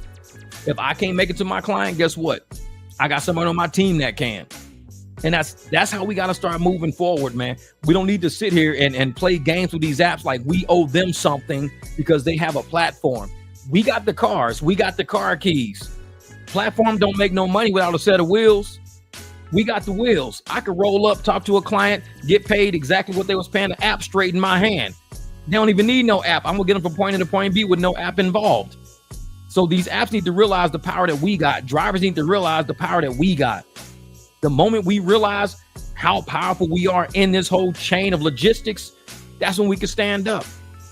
A lot of us been standing up. A lot of us been doing our own thing, having our own client base, keeping things moving that way, using, Cash App, using Venmo, using Square. A lot of us been doing that because we done playing that game, man. They're taking money out of our communities. They're fleecing all of our communities, worse than USAID and everything else. Uber and Lyft is fleecing the hell out of our communities, giving money to people left and right when we can keep that money here. and we can take care of the people in our own communities, all of our individual communities we can take care of. So it's like, no. Oh yeah, that's the thing. If you're not getting constant pings, it's time to quit. It's a waste of time. And that's the thing about that. I get constant pings all the time. I can turn my app on right now and get constant pings. This is I'm gonna show y'all how much trash comes out through the Uber and Lyft apps. I'm about to show y'all something. These are constant pings for Uber and Lyft. Let me see what tier am I on? Okay, UberX, UberXL, UberX Share, and Priority. All right, bet. Get ready. I'm about to show y'all all the pings that come through, and I'm sitting on a $1.25 surge. $1.25 is what I'm sitting on right now. I'm gonna show y'all all the pings I get, and this is the track. I got a big truck, $14.89, but it's 11 miles away. So I gotta drive 11 miles away to pick up somebody all the way south and then take them there. So $14.89, 11 miles away for a 6.7 mile ride. So that's almost 18 miles. And here's somebody right here that's right around the corner going like 3 miles for $5. They're sitting right around the corner, 3 miles to go $5. I wouldn't do that because my truck, I need like 15 to start my truck up. So $5 in that truck is not right. $5 in my car is right. I could do probably $5 if I had a Monte Carlo sitting outside. Here's $19 for 28 miles. That's $19, 28 miles. But I got to pick this person up and then drive all the way down the highway. So they're 3 miles away for a 25-mile ride for $19. I can't do that. Here's 5 miles away for a 4-mile ride. So that's 9 miles right there for $16. So I get pings all the time, but they're not worth shit. These pings are trash to me. So it's like, no, I wouldn't move my car for none of that shit. I wouldn't move it. Because if you're telling me I got to go 28 miles to get $19, 28 miles, when in my truck for 28 miles, even if I'm charging $3 a mile, that's almost $100 I can get. For the people that I take to the airport that are only 17 miles from the airport, I charge them $70. So I charge them $17 to go 17 miles. But yet here's something that's 28 miles paying me $19. You see what I'm saying? My clients will look at me like, what the fuck, man? How are you charging us $70 to go to the airport, black SUV, but you taking these people in that same black SUV for 28 miles, $19? That's why I don't even look at that shit. I just sit at the house, man. I'm like, nah, I'm cool. It was like, nope. I believe a lot of driving in Las Vegas quit because the money has been good. No 35-minute rides for pennies, decline trash rides. Oh yeah. All right, we'll be there soon, but gotta get Phoenix Market done right. Oh yeah, we're gonna be there soon, man. We're gonna be there soon. Oh yeah, we get constant pings. Most of those pings aren't worth it. I'm telling you, man. And we live in a busy market, but they know that we're in a busy market. And so they think we can saturate their apps and just keep throwing them rides. They're gonna take them. I don't. Sometimes the same ride will cycle through. I can see the same ride like for the next 5 minutes, the same set of rides will keep cycling through because nobody's taking them. So this person been sitting on the curb. All of these people have been sitting on the curb with the same ride cycling through for 5 minutes straight. Hey, Jeff, here's that $11.49 ride again. Nope. 5 minutes later, hey, Jeff, here's that $11.49. Nope. Last night from downtown all the way up Grand, almost to Surprise, was like $23 or something like that. $23. Now that's a ride that I do for about 80. So $23. It keeps popping up 23. It just kept hitting. And I'm like, we'll do it for 80. I'll even do it for 70, but I'm not doing it for $23. That's a long ass ride for $23 because you got to go way up there. And once you up there, you might not even get a ride back at this time of night. So I just went all the way up there. I turn around, come all the way back. I'm gonna mess around and be getting like a quarter a mile, like 25 cents a mile, no payment for time, just $0 for time, but 25 cents a mile. It ain't worth it at that point. So you just keep kicking them out. When these riders out there in the community realize what's going on, they will go find a private driver like me. They won't be stranded. They'll find a private driver and say, hey man, I'm paying Uber 50. How about I just give you the 50? Cool. Or even give you the 45. Because if I'm giving Uber to 50, that means you only getting about $23 to $25 for this ride, right? That's all I'm getting is $23 to $25. Tell you what, I give you 40. Just come get me. Don't leave me out here standing all night. Have my ride cycle through. No, we ain't gonna have your ride cycling through. So I don't do it, man. I don't do it. Yep. Oh yeah. Say, More people decline in busy markets, they have to pay more. However, some people are desperate. And those pigeons. Those pigeons are desperate. When you throw out popcorn at the park, if you sitting on the park bench and you start throwing out popcorn, pigeons don't even see what kind of popcorn it is. They don't ask if it's got butter on it, if it's regular popcorn, if it's kettle corn, if it's caramel corn. Pigeons don't care. It's popcorn. The moment you throw popcorn out there, they all eating that shit. They don't even analyze it. They just start eating it. And that's how some of these drivers are out there. They're a bunch of fucking pigeons. You just throw shit out there, they just start grabbing it. Ooh, $5, $11, $6, $13, $28. $28 to go 35 miles way the fuck out of nowhere. So you just went 70 miles for $28 because you had to go way up there. You had to come all the way back. 70 miles and you got $28 for 70 miles of driving. This is what pigeons do, though. They don't analyze it. I think of it like that. Do I live up there? Now, if I'm going in a certain direction, I'm like, oh man, it's $24 to go that way. I'll take it because I'm going that way. But if I ain't even going over there and I got to be where I'm at, that's $24 for there and back. So now it's basically a $12 ride each way. Would I go out there for $12? Would I take it? No, I wouldn't do that. So you got to analyze it. Don't be a pigeon. When they start throwing shit out there, don't be a pigeon. Analyze it. Think, man, wait a minute, man. That's like 80 miles in one direction. I might get a ride. I might get a tip. I might get some surge. You might not. Always look at the might not. You might not. Thank you, Jamil, brother. And I'm always on the, like I said, I'm one of the cynical ones. I don't trust the apps. I message the apps and I let them know my mindset on what they're doing with these rides, on how they're playing us. So I let them know right off the bat. And I'm like, if you're not going to sit there and pay us right, we will find a way to get paid. Do you want that to happen? I put that question in their employees' minds. Do you want that to happen? Do you want to push us to the point of ingenuity to where we start figuring ways out on how to get around being poor? Because we will figure a way out how to get around being poor. You can't push somebody into poverty without somebody raising their head up going, wait a minute, dog. I know how we don't have to be poor. We can get money. This is how we get paid. This is how we can pay our bills. Once you push somebody to that point, we'll figure out how to eat. The people who are used to being on some type of assistance, whether it's mental assistance, financial assistance, physical assistance, anybody on assistance is going to rely on that assistance. If you got physical assistance, somebody's always pushing your wheelchair, you're going to always want that person to push your wheelchair. You got physical assistance. You're not used to pushing yourself. If you got financial assistance, you're not used to making your own money. So you're always going to be waiting on that money to come. But if you have no assistance, that means you will know how to survive. You will figure it out. Because you don't have that assistance that's going to be there for you. You don't got that safety net. A lot of us drivers, we don't got safety nets. We got. You can't rely on the app to be, well, they might tip me. That's a safety net. I might get some surge. That's a safety net. I might get another ping. That's a safety net. The only safety net you're going to have is yourself. Get you some clients. Get you some business cards. Know how to market yourself. Know when and where to market yourself. Know how to market yourself. Know that you're even worth marketing. A lot of people don't even think they're even worth marketing. Hey, man, I ain't got nothing with this little ass car right here, man. Ain't no black SUV. It's just a little old car. Motherfucker, I used to market myself in a little old car. A little old car can make some money if you know how to market it right. You market it as what you think it is. What do you think about this car? Do you think it's nice? Do you need a self-esteem check? Do you think you want to take care of it? You want to clean the wheels up? You want to add some nice carpets on the inside? You want to add some seat covers on it? What do you want to do? But it's like, man, you got to go out there and make yourself worth the money. Don't think somebody's going to give it to you. Make yourself worth the money. That's called investment, self-improvement. That's all it is, man. That's it. What up, Rich? My man, I haven't been on this live in a minute, but I like this guy. What's up? What up, Chris? My man. Thank you, Rich. I appreciate that, brother. And I tell folks, man, as long as we allow corporations and apps to berate us and beat us down and hold us down, it makes themselves their worth higher. If you look right now at how all the government people right now are, they're complaining. For once in our lifetime, we have seen the government complain. Have you ever seen our government go on strike?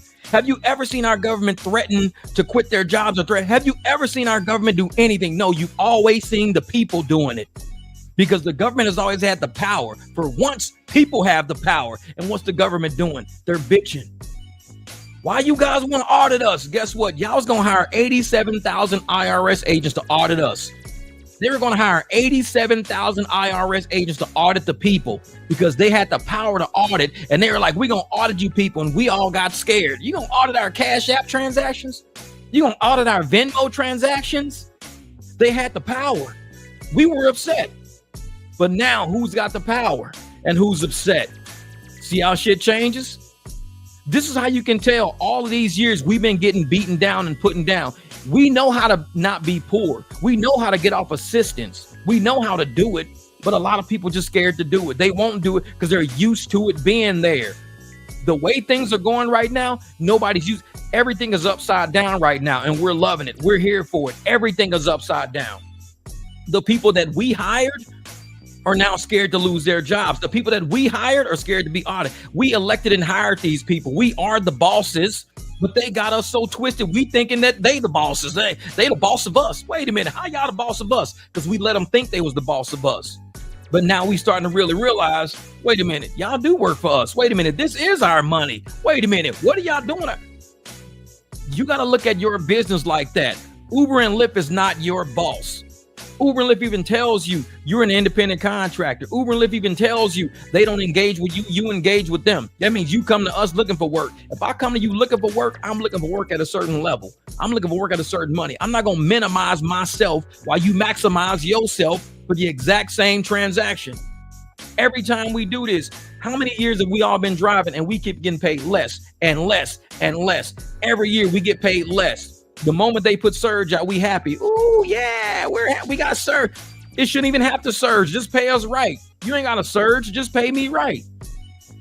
But they do that though, man. They sit there and they keep playing games with us to make us think when the map turns red, we got to run outside. My map is red right now.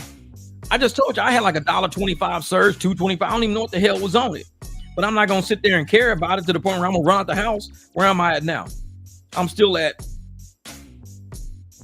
Now they got the surge just below me. They got it just below me.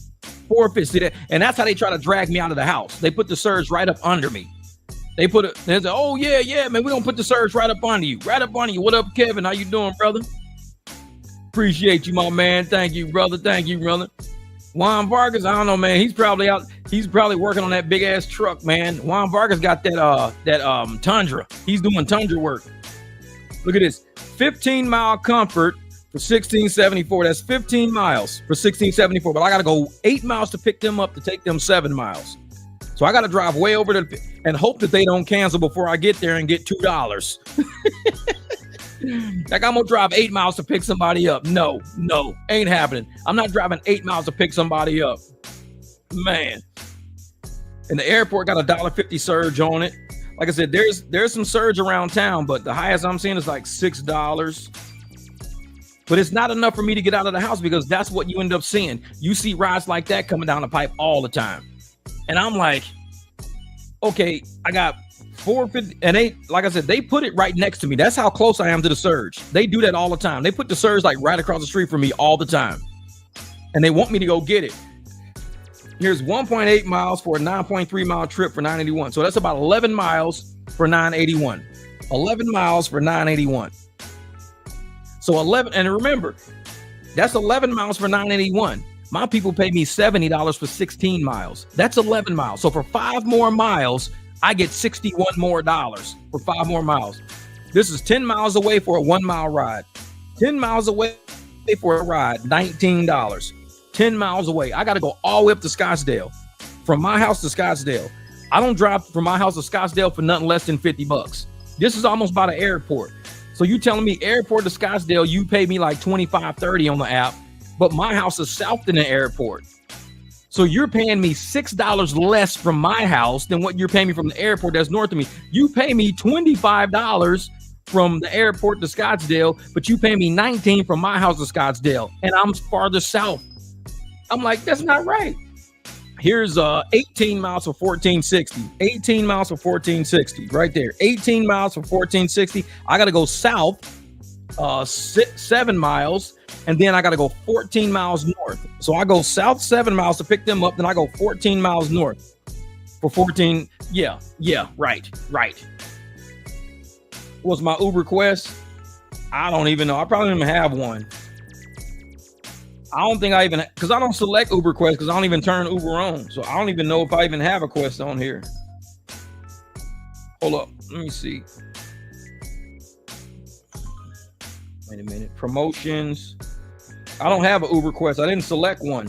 So if you don't select one, you don't get it. I don't select quests on these things because I'm never on it. Here's $25 for 30 miles. I got to go 5 miles to pick them up. Then I got to take them 24 miles. No, 29.5 miles. I'll take them 29.5. So I got to take them 29.5 miles all the way over there. That's all the way up to Peoria. So I pick them up in Tempe and I take them to Peoria for $25. That's a $150 ride for me all day. $150 ride all day. $150. And I get it all the time. I take people from Tempe way out there to Peoria, $150, no problem. Because that's what they're gonna pay the app for black SUV anyways. If I was in my car, they'd probably just pay me $100. Say, hey man, you gonna take us in the car? Here's $100. Thanks for taking us out there. Thanks, appreciate it, man. It's like, man. How do you feel about Lyft discontinuing 2017 black SUVs from being Lyft Black? Well, this I think right there, as long as the rider if the rider don't know it, then it's perfect. There's something that I put in my membership group. So if you are part of my membership group and you know what I put in my membership, the last video I just dropped in my membership group talks about that. The last video I dropped and I did it just because I know how many haters out here, what haters gonna say, and I don't want it to be out there because we get people on here who share this video in certain places because they're haters. I had somebody try to share a video because he was a hater or whatever. I'm not even in that group, but somebody screenshotted it and sent it to me saying, Jeff, look at this hater talking about you. There's things that I put in that membership group that haters don't get. The shit in that membership group is money. It's money. What you're talking about is money. Because if you tell me you're going to discontinue my car on a certain tier, I put a video in that membership group that tells you exactly what you tell the rider when you pull up. So you can put that guy on whatever you want to do. But there's something that you tell the rider when you pull up, and I guarantee that rider has no idea. And you're going to make way more on that ride. You can give me a 2010 black SUV if you keep it clean. You can give me a 2010, 2011. I bet I can make a lot of money with it. Because if you tell me you're only going to give me so many tiers, that's music to my ears. That's music to me. Yeah, we only going to put you on a basic tier. That's music to me. That's music to me. Hey, trust me. There's ways that you can. They're doing this to force drivers to go out to get additional loans or to rent cars or to be a part of somebody else's fleet. That's what they're doing. And a lot of drivers that don't even know, what up, Triple E? A lot of drivers that don't even know how this app is set up. The algorithm is set up to stress you out, not to pay you. Uber and Lyft is not set there to pay you. They're platforms that design to pay their shareholders. They're not set there to pay a driver. They're here to stress drivers out so you can't make a smart business decision. The decisions are right in front of you. We talk about those decisions on this app all the time, on this channel all the time. When you got to make a business decision, you have to take all the terms of service out because there is nothing in that terms of service that allow DoorDash to steal all your tips. The terms of service is bullshit. There's nothing in these terms of service that allow Uber and Lyft to do all the shit they keep settling for because they're found guilty of. Nothing in those terms of services allow them to do this. Their terms of services are illegal documents meant to force you to do something that they don't even do themselves. They claim they're giving you 100% of your tip. But didn't they just get sued for $17 million for stealing your tips? So what's the terms of service about? It's about bullshit. So when you see how they set up the terms of services, how they set up these tiers, how they set up this platform, it's to confuse and fuck with everybody to get money out of us. That's it. That's it. It ain't to help you get paid. That's the illusion. They trick everybody. Come to the casino with your first month in the casino. We'll give you money to play with. We'll give you $1,000 if you complete 1,000 rides. We'll give you money to play with in the casino. Sign up with Uber and Lyft today and get a $700 bonus to keep playing. They do that shit. But the people like me that already know, I'm experienced. I'm good at this shit. I'm one of the best drivers they probably got. Why don't they give me the bonuses? Why don't they give me the money? You're going to give somebody the money that don't know how to play the game. You're going to give somebody brand new who ain't never been on Uber Lyft. You're going to give them all the bonuses and all the monies and all the perks and all the quests. You're going to give them everything it is to get them into the casino because you know you finna get their ass. Download Uber for free. But what about the Uber fees though? See, they don't tell you about the Uber fees. Download Uber for free. It is a free app, but it's got fees on the back end they don't tell the new people about. So I sit there and I say, I'm going to sit there and ask Uber and Lyft. And I ask them like straight to their face or whatever, why don't you pay more experienced drivers who know how to do this app, who know our communities, who know our city, who are really good tour guides at what we do? We tell people everything because we know this shit. We know the ins and outs, the back rows. Why don't you pay us more? Why don't you give us a bonus one day? Hey, since you've been on the app for 5 years, Jeff, we're going to give you a bonus. Your next 10 rides, we'll give you $100 for your next 10 rides because you've been on this app killing it, man. You've generated a lot of profit for us. Next 10 rides, we'll give you $100. No, they give me 70 rides for $70. That's what they give me because I'm too experienced. But they're going to give a new person who ain't never been to the casino, they're going, oh man, we're going to give you $750 if you complete your first 90 rides in the first 30 days. Yeah, right. They're going to have this person doing nature hikes like a motherfucker. Oh man, every ride I do is to another city. It's like, shit, I got to take a 110-mile ride this way. Then I get a 110-mile ride that way.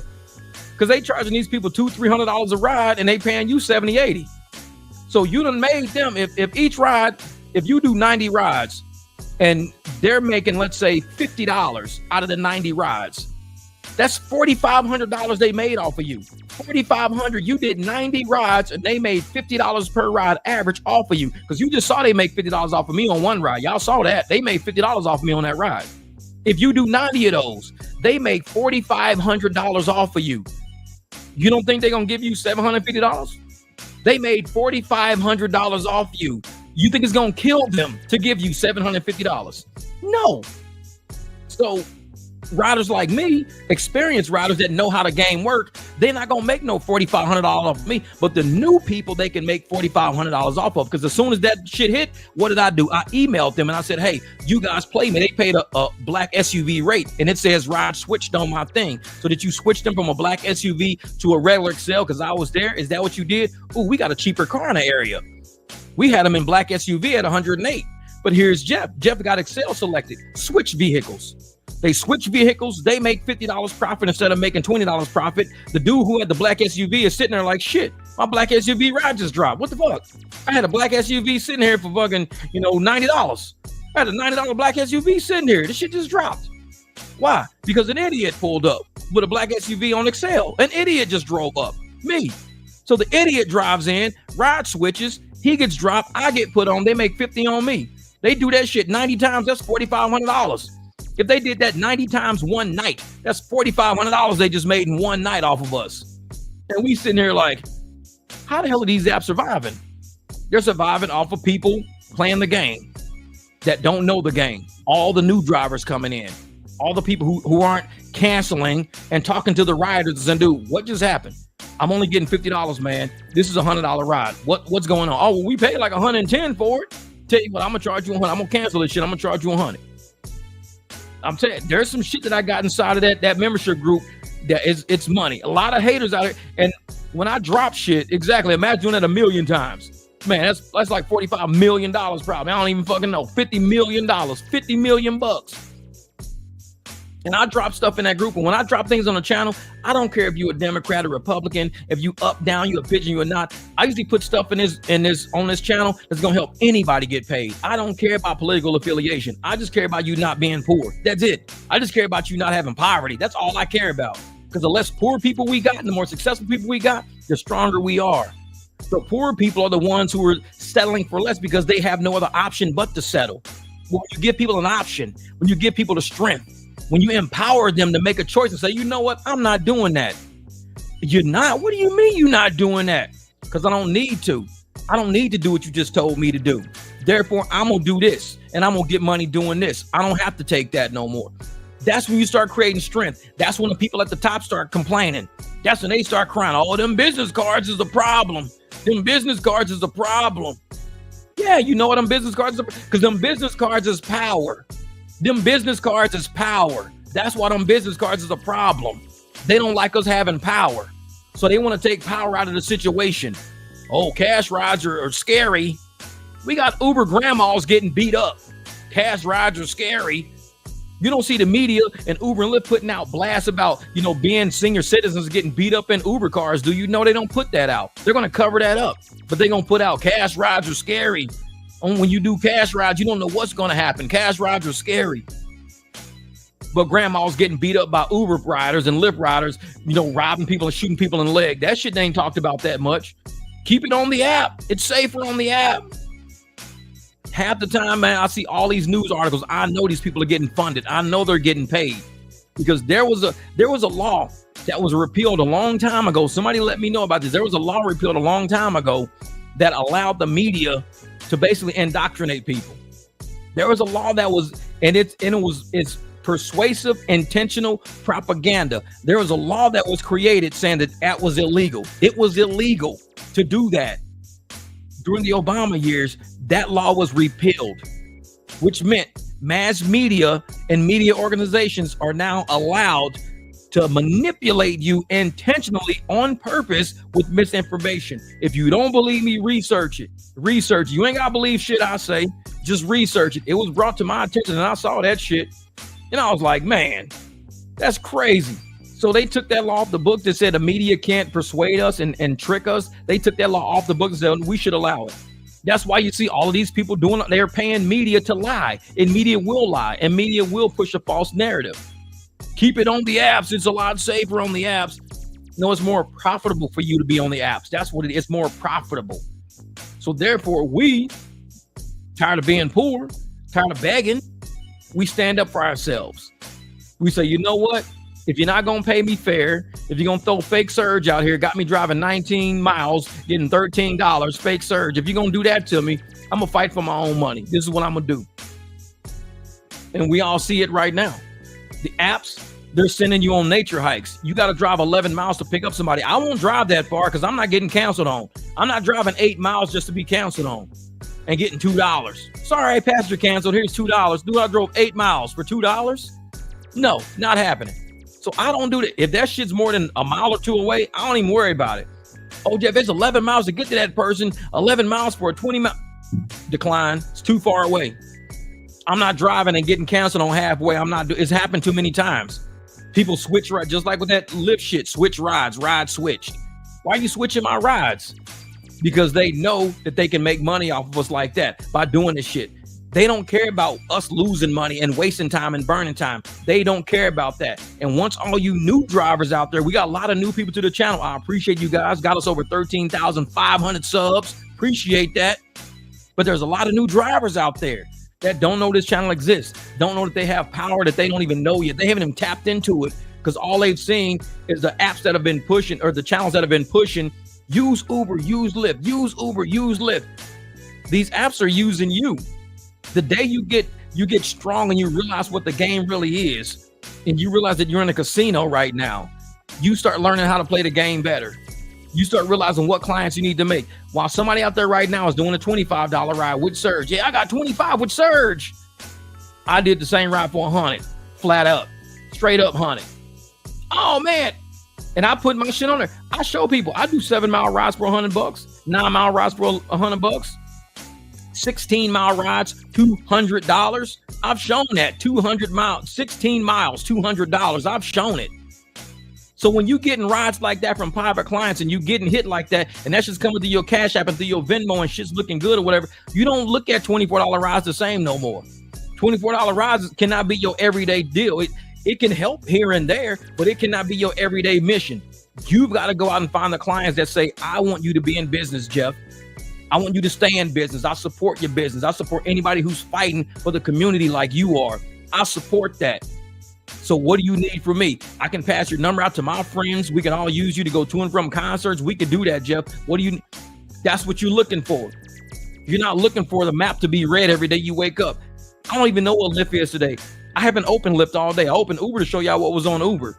I haven't even opened Lyft because it don't matter to me. It's all shit. And it's all to get you out of the house. Once they got you out of the house, you're stuck. Once you say, oh man, I'm gonna go drive Lyft today. I'm gonna go out there and drive Lyft today. You get one good ride to get your ass 30 miles away from home. And now you're just sitting in water. You're like, man, I ain't got no fucking paddles. I'm just sitting here in the middle of the fucking river. I need something to get out of here.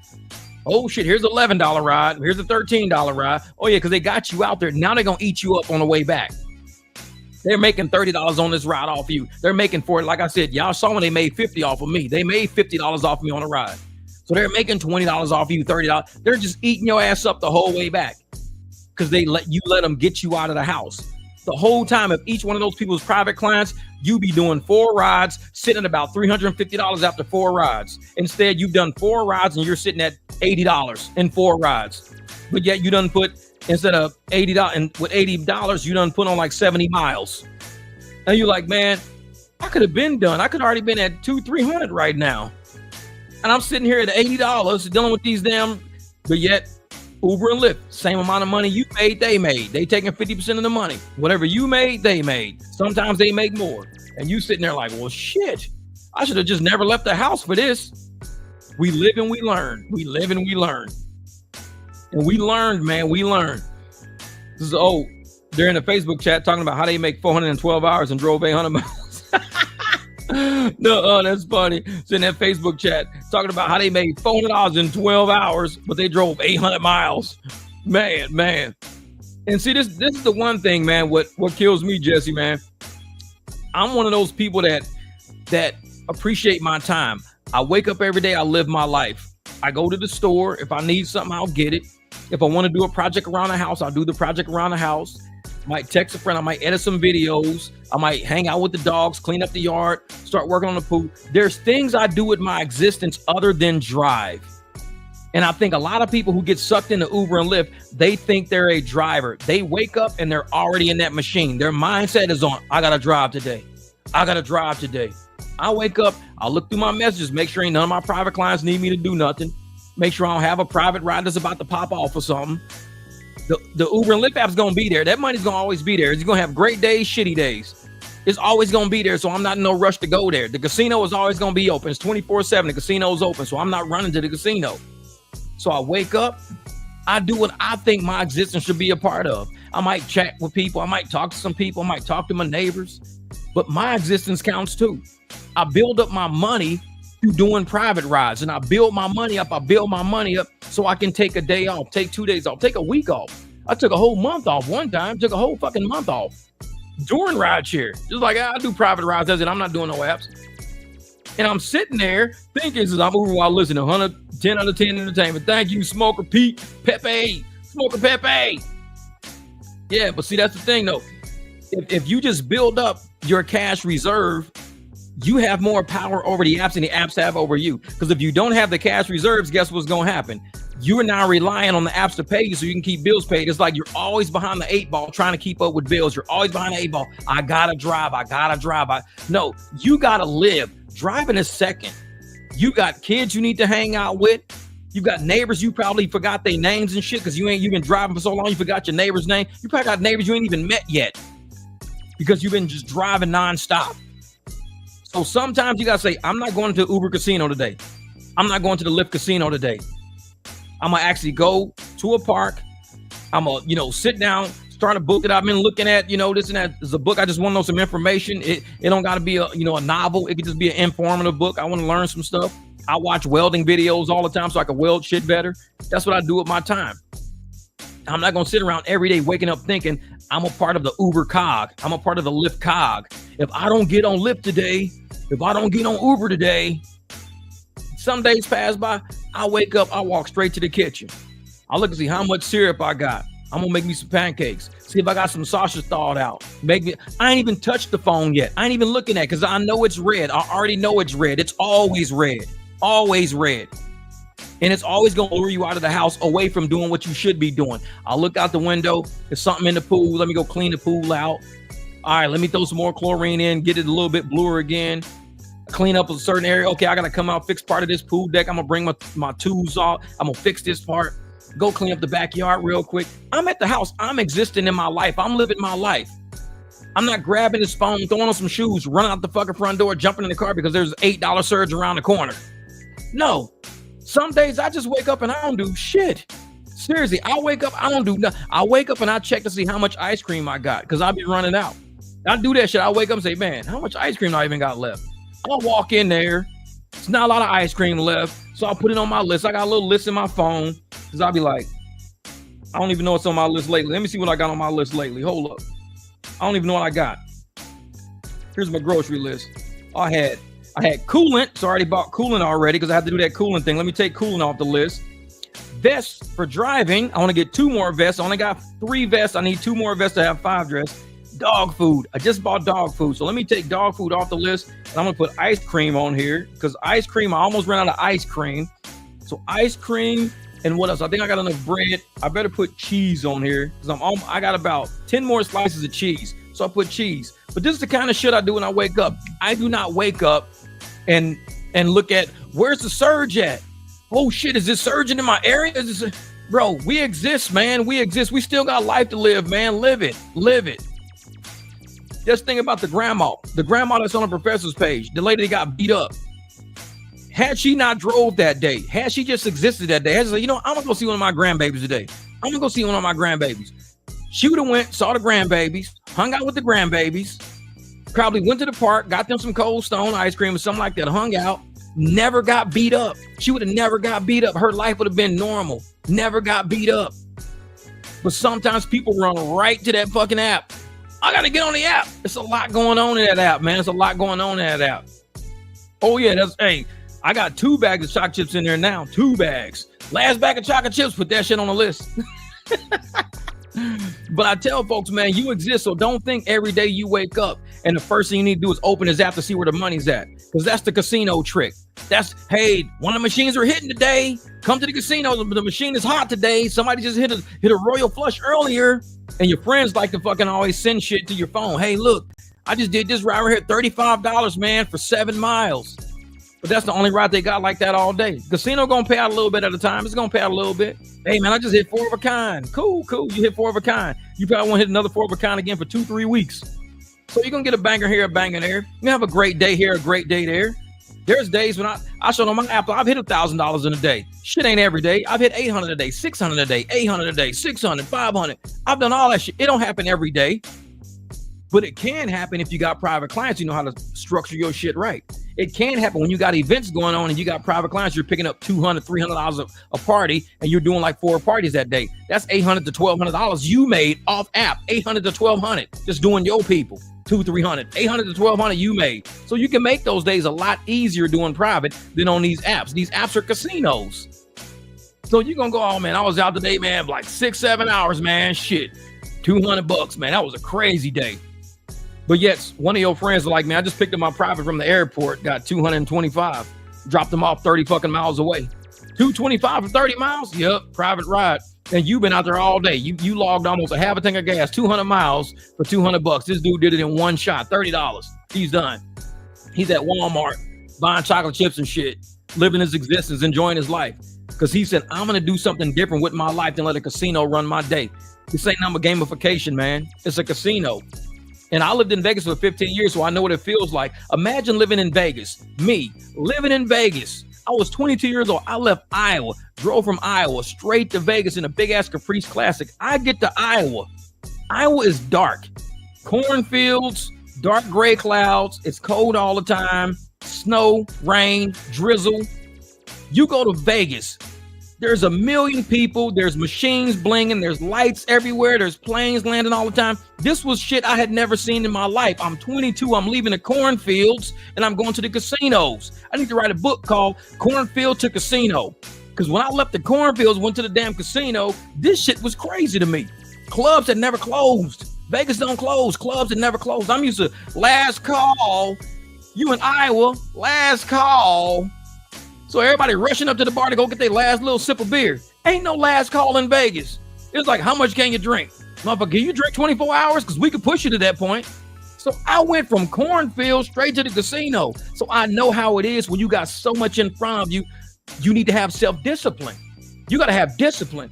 These apps, you need to have discipline. I can open this app 24 hours a day. It's going to be a surge somewhere. It's going to be a ping somewhere. It's going to be a ride somewhere. But you got to have discipline. This casino, you got to have discipline, man. This is cornfields and casino. You got to have discipline. So you say, you know what? I know you're at the club right now. Y'all got a VIP table. I don't feel like coming down there. Well, I know you at the sports book right now. You just hit 10 G's at the sports book. I don't want to come down there right now. Oh, I know the craps table is hot right now. I don't want to come down there. Oh, I know you had a lingerie party with all the girls dancing around at the pool and everything. I don't want to come down there right now. You got to learn to have discipline because Vegas will test you. It will test you. And once you realize you can survive without being at the casino, you can survive without being at the nightclub, you can survive without being at the pool party. Once you realize you can survive without that shit, you are a different animal to deal with now. Casino ain't got you. Bighorn Kev can go 60 days without the app. I went 30 days without the app. When you train yourself that you can go without the casino, that you don't need to be on the app, that you got private clients, you don't have to stress. Oh man, I missed the surge. I can't believe it was a $20 surge over there and I missed it. People freaking the fuck out. I missed the surge today, man. I missed the surge today. I can't believe I missed the surge. I can't believe it. I missed the surge. I'm never going to bounce back from this shit. I'm going to lose my house, bro. I missed a $15 surge today. I'm going to lose my house. That's how these drivers be acting. Bro, you need to get outside, man. It's surging like crazy right now, bro. You're going to lose your house, man. You're going to lose your car if you don't come get some of this surge. That's that casino shit talking to him, man.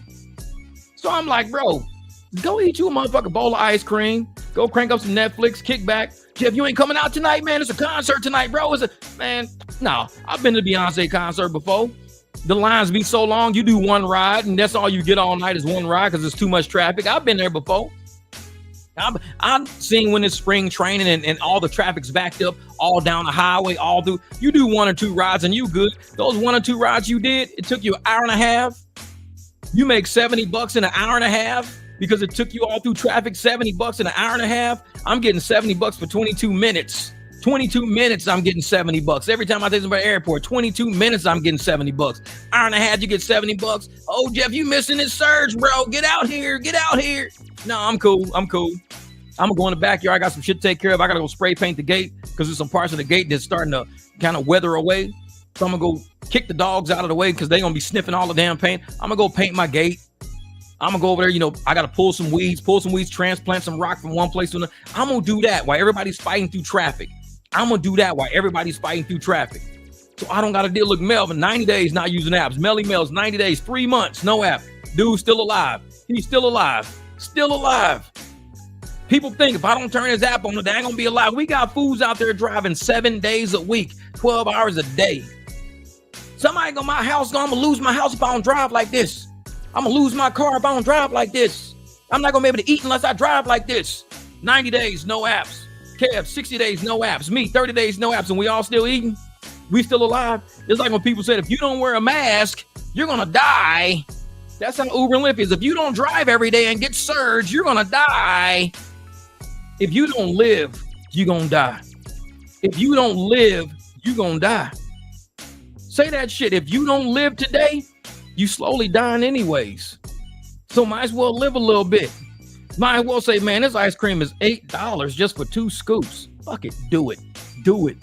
Go get it. I used to eat Cold Stone. I used to eat that shit. Me, I'm a person that buys ice cream from the store. $2 for the whole little half gallon. $2 for a whole half gallon of like pralines and pecans. I go to Cold Stone. They fucking 3x that shit for a little bitty ice cream. But I say, you know what, Jeff? This shit tastes good. I'm gonna sit right here in this chair. I'm going to eat this ice cream and I'm going to people watch. I'm going to watch traffic. I'm going to be a normal citizen. I'm not worried about that $2 Walmart ice cream right now. I make money. I work hard. I'm going to live. I'm going to eat this fucking Cold Stone. And I'll do it. And I'm still alive. I ain't had Cold Stone in about a year. I used to eat that shit. I'm still alive. It's 2025 and I've eaten Cold Stone so much. I'm still here. I don't drive on the apps chasing red every day. I'm still here. I don't wear a mask. I ain't get vaccinated. I'm still here. All the shit they try to scare you with is to make sure that you don't live. It's to make sure you don't live. You don't go out there and get life. Motherfucker, Jeff, man, you should save up. And you know, about it, motherfucker, every car I got except the Beamer, every car I got rims on it. You know why? Because the factories probably sucked. So I went and got rims that look just like factory wheels, except they was a little different. My truck wheels look just like my Jeep wheels. The Caddy came with those wheels. The Beamer wheels, I didn't have to switch because they came with the M wheels. Sometimes I just do shit because I want to, because I deserve it. I work too hard to not enjoy my money. If all you do is work, guess who's enjoying your money? The people you paying with all that money you making. They're enjoying their life because they ain't got to do shit. They know you going to come up with the payment because you working right now. Oh, yeah. He working right now. Oh, yeah, he going to make the payment. Why? Because he working right now. Shit, I know he going to make the payment. He's working he always working. He going to make the payment. Me, I want to live a little bit. So I take a day off. You know, then sometimes it goes into 2 days. There's been times when it made a mistake and turned into a whole week of me just doing shit. I built this whole thing in my front yard, and people drive to this day. People will drive by my house. They will stop while I'm in the garage. Excuse me, sir. did you build that or did somebody? I was like, no, I built that. Yeah. Oh man. I tell them where I got the steel from. Told them approximate prices around $300 for everything included. Told them I did it with no help. Cause it was just me, motherfucker. I put that shit up there. I used the Jeep to help me hold it up. I tell a whole story about that thing. That's me just in my front yard living life. When I'm out driving around, I'm not really living life like that. You inspiring people to say, you know what? If this is something you want, you could do it. It don't take that long to do it. It's not that hard to do. I mean, I saw when I drove around, I see other people's houses. It gives me ideas on what to do with mine. I'm like, oh shit, I'm gonna put some lights like that at my house. I'm gonna put lights like that. So I take a day off. I go to Harbor Freight. I buy some lights. I start hanging lights. I do fun shit. I'm about to do another huge project. Like I said, I got a big project. I got 2 projects coming up that are really big. 2. One is laying a whole concrete sidewalk, plus knocking my back gate down. I'm gonna knock my wall down and put a gate back there. So I got a lot of shit that I gotta do. But I can't do that if I'm driving on these apps all day chasing $7 surge, $5 surge. Did you get that ride? You get that $13, bro? You get that $11, bro?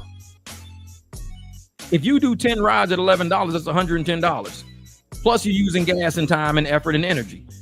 So you did 10 rides at $11 a piece, you made $110. I could do 1 ride at $150. It might take me like maybe 30, 40 minutes and I'm done. So I just did what you did all damn day. I did it once, but it takes me to find that client who thinks that I am worth the investment in that truck of me wiping it down, cleaning it down, keeping it clean, keeping it pristine, keeping my conversation up to current events with them, laughing, knowing what they do, them knowing what I do. And they pay me exactly what the app would pay me, but I'm doing a whole lot less work, way less. Somebody got 110 for doing 10 rides. Probably took them like, 3 hours to do it. I did 1 ride, took me 30, 40 minutes, and I got $40 more. Sometimes you got to say, what do you want to do with your day? You can waste it dicking around with these apps, or you can be out there building your client base. There are people out there who want to pay you, and there's people out there who want to play you. You're going to find more people who want to play you dealing with these apps than not. Trust me. And I'm one of those, I'm like, I rather deal with my privates, man, my regulars. I deal with my regular privates, and that's it. Because once you start dealing with these app people, like what's going to happen to me last night, people sitting there like, oh, man, we don't know why, man. Let me go see if I can get somebody to send me some money so I can put it on my card. I'm like, yeah, let me just get the fuck up out of here. Let me get up out of here. I'm cool with this shit. I'm done. The JY's customization quality style's done right. Exactly. I'm about to build something crazy. The front looks good. I like the way the front looks, but I'm going to redo it. There's something I'm about to redo. Man. People going to pass by this house and they're going to think, dude, I think this dude is like a construction guy. He's a construction guy, and I'm really not. I just like to build shit. That's all. I just like to build shit. I should have probably lived in the country. I should have lived on a farm so I could build my own shit and do my own thing. I love building stuff, man. Just taking like air space and ground space and just changing the entire aesthetics of it. Go get your saws out, your welding equipment, and you just build something. And you like, man, you sit up under it, you hang out. It's like you created this, man. This is a cool vibe. I love building shit. I do. So the new immigrants will work for peanuts, scraping those $3 rides for us. Oh yeah. Oh, Mookie, I see them all the time. $3, $4 rides coming through the app. There's no way in hell I would even take those. $3, $4 rides. I'm sorry. But a lot of people out there if you normally use, and this is for the riders out there, not just for the drivers, the riders out there. This is part of the live stream is for you. If you normally use Uber and Lyft on a continuous basis, or even on a weekend basis, you need to walk to some driver, ask him for his business card. Stop using these apps, because the $11 or $12 you just paid to the app, you could have paid to that driver and you could have been there already. Instead, you gave $11 or $12 to the app, and the app is trying to find some idiot for $3 to take you somewhere. It's a whole $9 gap right there. $4.65 for the fee, $4.65 for insurance. It's a whole $9 gap right there. And you're like, well, I paid $12. I paid $15. Why ain't nobody picking me up? Because the driver's getting $3. So any rider out there, listen to this podcast. We got tons of drivers always on the live streams, tons of drivers always in your city. All you got to say is, hey, listen, you got a business card. Every weekend, I go to this little bar. I just need a ride back. I'll slide you $15, $20. Instead of you getting some stranger coming to pick you up. Not only a stranger to come pick you up, but people going to be declining you all night. Last night when I was at the concert, I cannot tell you how many people wasted off their ass, completely wasted.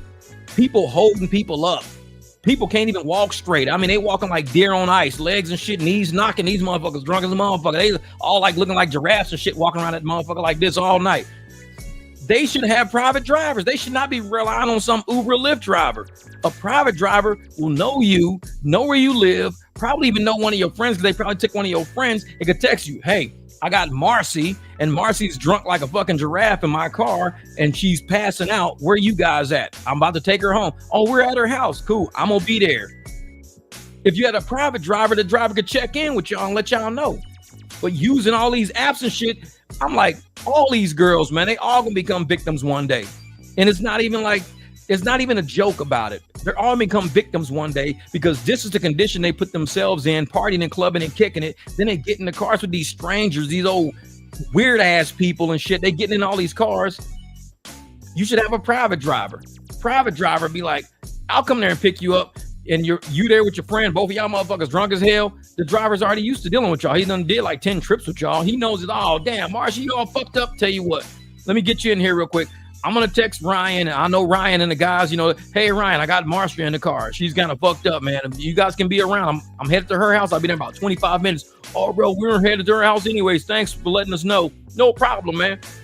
Because I don't be trying to carry no drunk fucking people. So you let their friends know, hey, I got your drunk friends. You somewhere in the area. That's what private drivers do for you. These weird asses out there, ain't no telling, man. Ain't no telling. Nuh-uh. Can't do it. What's that? That router hasn't ran up to a 300 driver with that pitch that. Oh, yeah. We pitched that game, man. We pitched that game. Because we already know, hey, if you want a private driver and you don't want to be dealing with these apps and getting declined and canceled all the time, somebody out there, all of these cities got a member of the 300. All of these cities got a member of the 300. And they all just waiting for a good set of clients that they can rely on, because we're a driver that you can rely on. That's what we do. Thank you, I appreciate that, Greg. Appreciate that, brother. Say, some people will play you, others will pay you. Mr. Jeff was, that's what it is, brother. That's what it is, man. And it's real talk. And so we looking for those out there that's gonna pay us, man. That's what we looking for. And all these people looking for the cheapest ride they can find, the easiest scheme. Hey, let's not tip the driver. Hey, no, you don't want to have those people in your arsenal, because those are the people that's going to end up, you're going to like put a chunk of time aside for these people, and they already looking for a cheap ass driver. You put a chunk of time aside for them, and they're not going to pay you adequately. I love it when I put a chunk of time aside for one of my private clients, and they pay me way more than what I even asked for. I'd be like, yeah, man, okay, man, I'll tell you what, $85, $85. He'd be like, hey, here's $150. Appreciate it, man. No, man, appreciate you, man. Appreciate you just for coming back and picking us up tonight, getting us to the house safe and everything. They ain't gonna miss that $150. They won't. These people are not gonna miss that $150. It's like me buying Cold Stone ice cream last year. I don't miss that money I gave Cold Stone. That shit was expensive. $8 for ice cream when I'm usually buying like $2.68. I used to go to Cold Stone I would take my son there. He'd go to school every week. I'd take him to Cold Stone. He was a little kid, 5th grade, 6th grade. Dad, you want to go to Cold Stone? We go to Cold Stone. I don't miss that shit no more. Man, that money been gone. That money, I'm going to see if I even I know I got some pictures of Dev in here eating Cold Stone. Let me see. Where Dev at? Where Dev at in here eating Cold Stone? I know he's in here somewhere. But I tell folks all the time, man, it's like, if you ain't going to miss that money, just spend it. Get it over with. Spend it, get it over with. Oh, I don't see it in here. I got a picture of my boys where I took them to breakfast one time. We went to breakfast all together. But you're not going to miss that money. And those are the kind of clients that we want. Those are the clients, the ones that are not going to miss the money. The ones that are going to be like, you know what? I took care of my driver. He came back, took care of us, gave up, some hours of his night. He took some time off, wiped his car down, came to us with a nice, clean ass car, dropped us off safely and everything, made sure we got in the house safe. Take care of the driver, man. He's a good guy. We want him to stay in business. I want to use him again. Let's make sure he stay in business. So when you stay in business, that's who they can rely on now. They're not going to miss that money. When I buy shit, I don't miss it. It's money gone. I made it. I earned it. I want to give it to somebody who's deserving of it. I make money to give to people. I don't make it to just sit on that shit like goddamn Duck McScrooge. Like I'm sitting on a whole goddamn vault full of gold coins and trinkets and shit, rings, a chest full of money and coins. I'm not Duck McScrooge. I don't think none of us out there act like Duck Misrule. What are you sitting on all this money for? You make money to spend it, but you need to enjoy your life and your time to spend it. When I go to Cold Stone and I get people, I might even put $1 tip in there. Shit was too expensive. Put $1 tip in there, $2 tip in there. Keep the change. Don't give a shit. Here's $10. Keep the change, whatever. Because I made it to spend it. And now I'm enjoying my ice cream. This person's enjoying the tip. We got a cool vibe going. I'm in here shopping to make sure Cold Stone stays open. You got a tip out of the deal, so you having a good day at work. I'm eating my ice cream with my kid. We having a good day. It's a whole vibe. You make money to create a vibe. But some of those people out there, man, they hold on their money so tight. They don't want to tip a driver. They know this driver just went through rain, hell, let y'all get in with wet shoes and shit, and you can't even slide this driver $10. Hey, man, appreciate you coming to pick us up, because I got a whole video about me not driving in the rain. Fuck that shit. I don't drive in nah. But we got drivers out there who are willing to drive in the rain to come pick people up. Those drivers, if they ain't getting $10 tips from each other, give the driver that $10. Just give that driver that $10. You ain't gonna miss it. But that driver will appreciate the night that he went out and made sure he got you home, because that night came out good for him. The chance of him wrecking his car, everybody wrecks in the rain. The chance of him wrecking in his car, but he got a tip from you. He got a tip from the person after you. He got a tip from the person after you. He got a tip from those drivers are going to appreciate driving in the rain. I don't drive in the rain because I'm not wrecking my shit. But for the ones that do, take care of those drivers. And I'm saying this to the riders out there, take care of them, because they don't have to do that. You could be standing there soaking wet, walking around, riding on the bus, trying to get in a musty ass taxi, but you got these people with clean ass cars coming to pick you up. Just give them a little bit. You ain't gonna miss that money. You really won't miss it. You're gonna make so much more just by the energy you create when you taking care of drivers out there. Trust me. It's like you said earlier, they want to see you succeed. It can't get any better than those type of clients. Yep, they want to see you win, man. They want to see you win. And somebody told me 3M Design told me a long time ago, when people like you, they want to see you win. And it was the most simple shit he ever said. 3M Design was on his channel a long time ago. He had a channel and everything. I don't know where he is in life, but I never forget what he said that day. He said, when people like you, they want to see you win.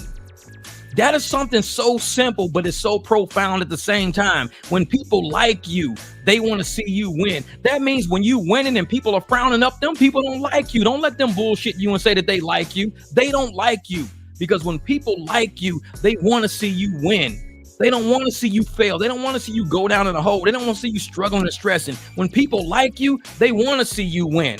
They want to applaud you. Hey, man, that was a good job last week. Hey, man, nice ride. Oh, nice driving, bro.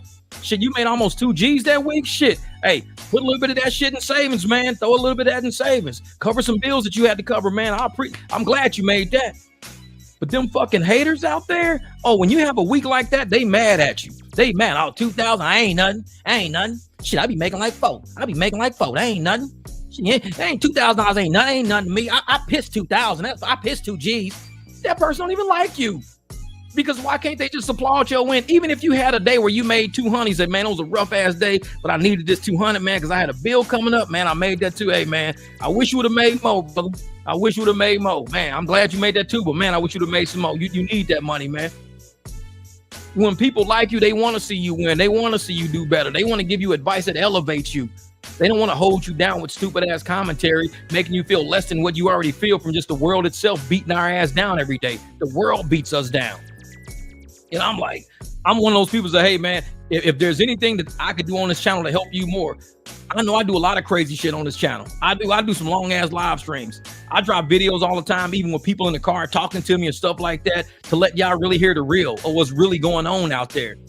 Because I think all of this is going to add up one day and it's going to just hit all at the same thing. And people are going to be like, oh, man, Jeff, man, I took that advice. I talked to that rider that day. And that lady straight up told me, if you got a car, give it to me. Man, I've used her 3 times already, man.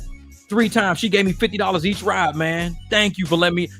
If that's what this channel can do for you, just to get you over that hump, instead of you getting 3 rides at $11 a piece, you got 3 rides at $50 a piece.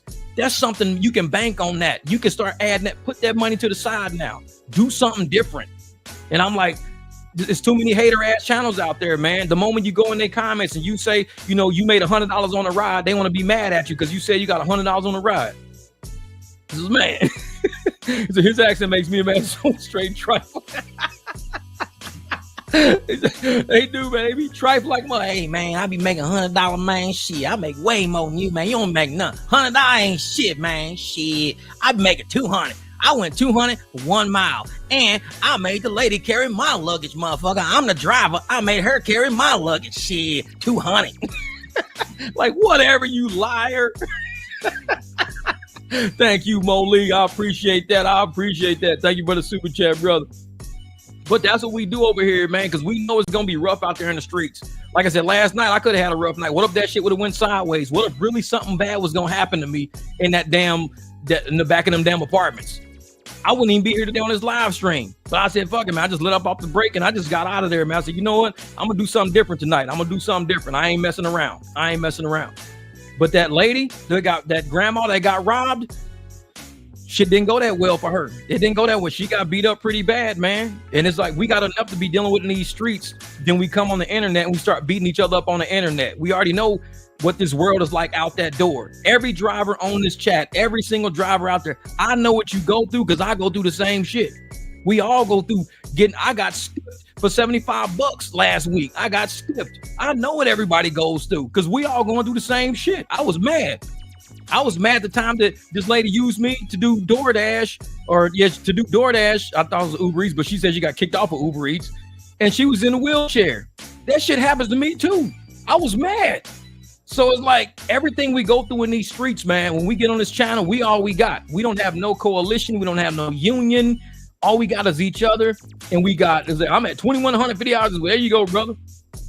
And all we got is each other to rely on for, hey, man, I'm down a little bit. How can I come up?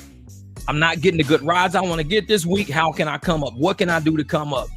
That's why we got this channel, man. That's what we got this channel. Because I'm like, nobody out there should have to drive their own vehicle and end up in poverty. I don't think that shit's right. And if I think it's right, then what would I be trying to help people out for? I don't think it's right.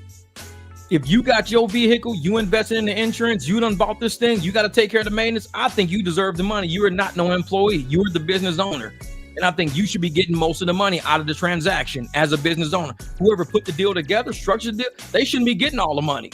So for Uber and Lyft to be taken, one time somebody did an NEMT ride and they got $350 out of the NEMT ride and Uber took $600. They charged them people's insurance $900 for them ride. That was a Lyft ride. Charged them people $900 for a ride. $900.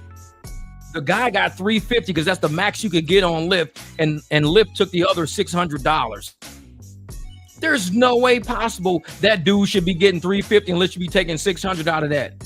They should be like, we'll give you $350, but we're going to give you a bonus adjustment on another ride for another $300. There's no way we should be doing you this dirty. But they don't give a shit, though. Then channels like me, I get mad because I'm like, man, this shit right here, what up, Josh? I'm like, that shit, because it can happen to any of us. It can happen to any of us because we all out there in the streets together. It can happen to any of us. So when I see something happen like that, oh, man. I get heated, man. I get heated because I know how it feels because we all been on that boat before where we get played by these apps and we want to just cuss these motherfuckers out in the chat messages and be like mad as hell, That passenger stands drugs into my driver's seat in a makeup container, then forgot our drugs. Then I got a message from Uber on Lost and Found for asking me to deliver that shit. You crazy, Sammy. You crazy. So she was trying to have you do a drug run. She was like, hey, I lost my dope. Can you bring it back? I'll sell it back to you. Shit, how much is it worth? It's only 2 crack rocks. Motherfucker, give me $50. Give me $50. I'll bring it back, crackhead. Josh, my man. But yeah, man, that shit irritates because I see so many drivers getting things happening to them out there. And I'm like, we all go through it. We all get played. We all see the lopsided transactions. It is like, nope, we need to start talking to these people. And I'm one of them only channels, man. One of the only channels out there that tells you to talk to your community. Be okay with finding out what somebody's name is. Hey, man, what's your name again? Johnny. Oh, okay, Johnny, I see you, bro. Oh, cool. You go to the airport often? Man, I go to the airport like maybe twice a week because I got to fly in and out of here for work or whatever. Man, instead of you going through Uber and Lyft all the damn time, man. Because how do you ever expect to own your own commercial insurance policy if you're going to just keep doing Uber and Lyft rides? Think about it.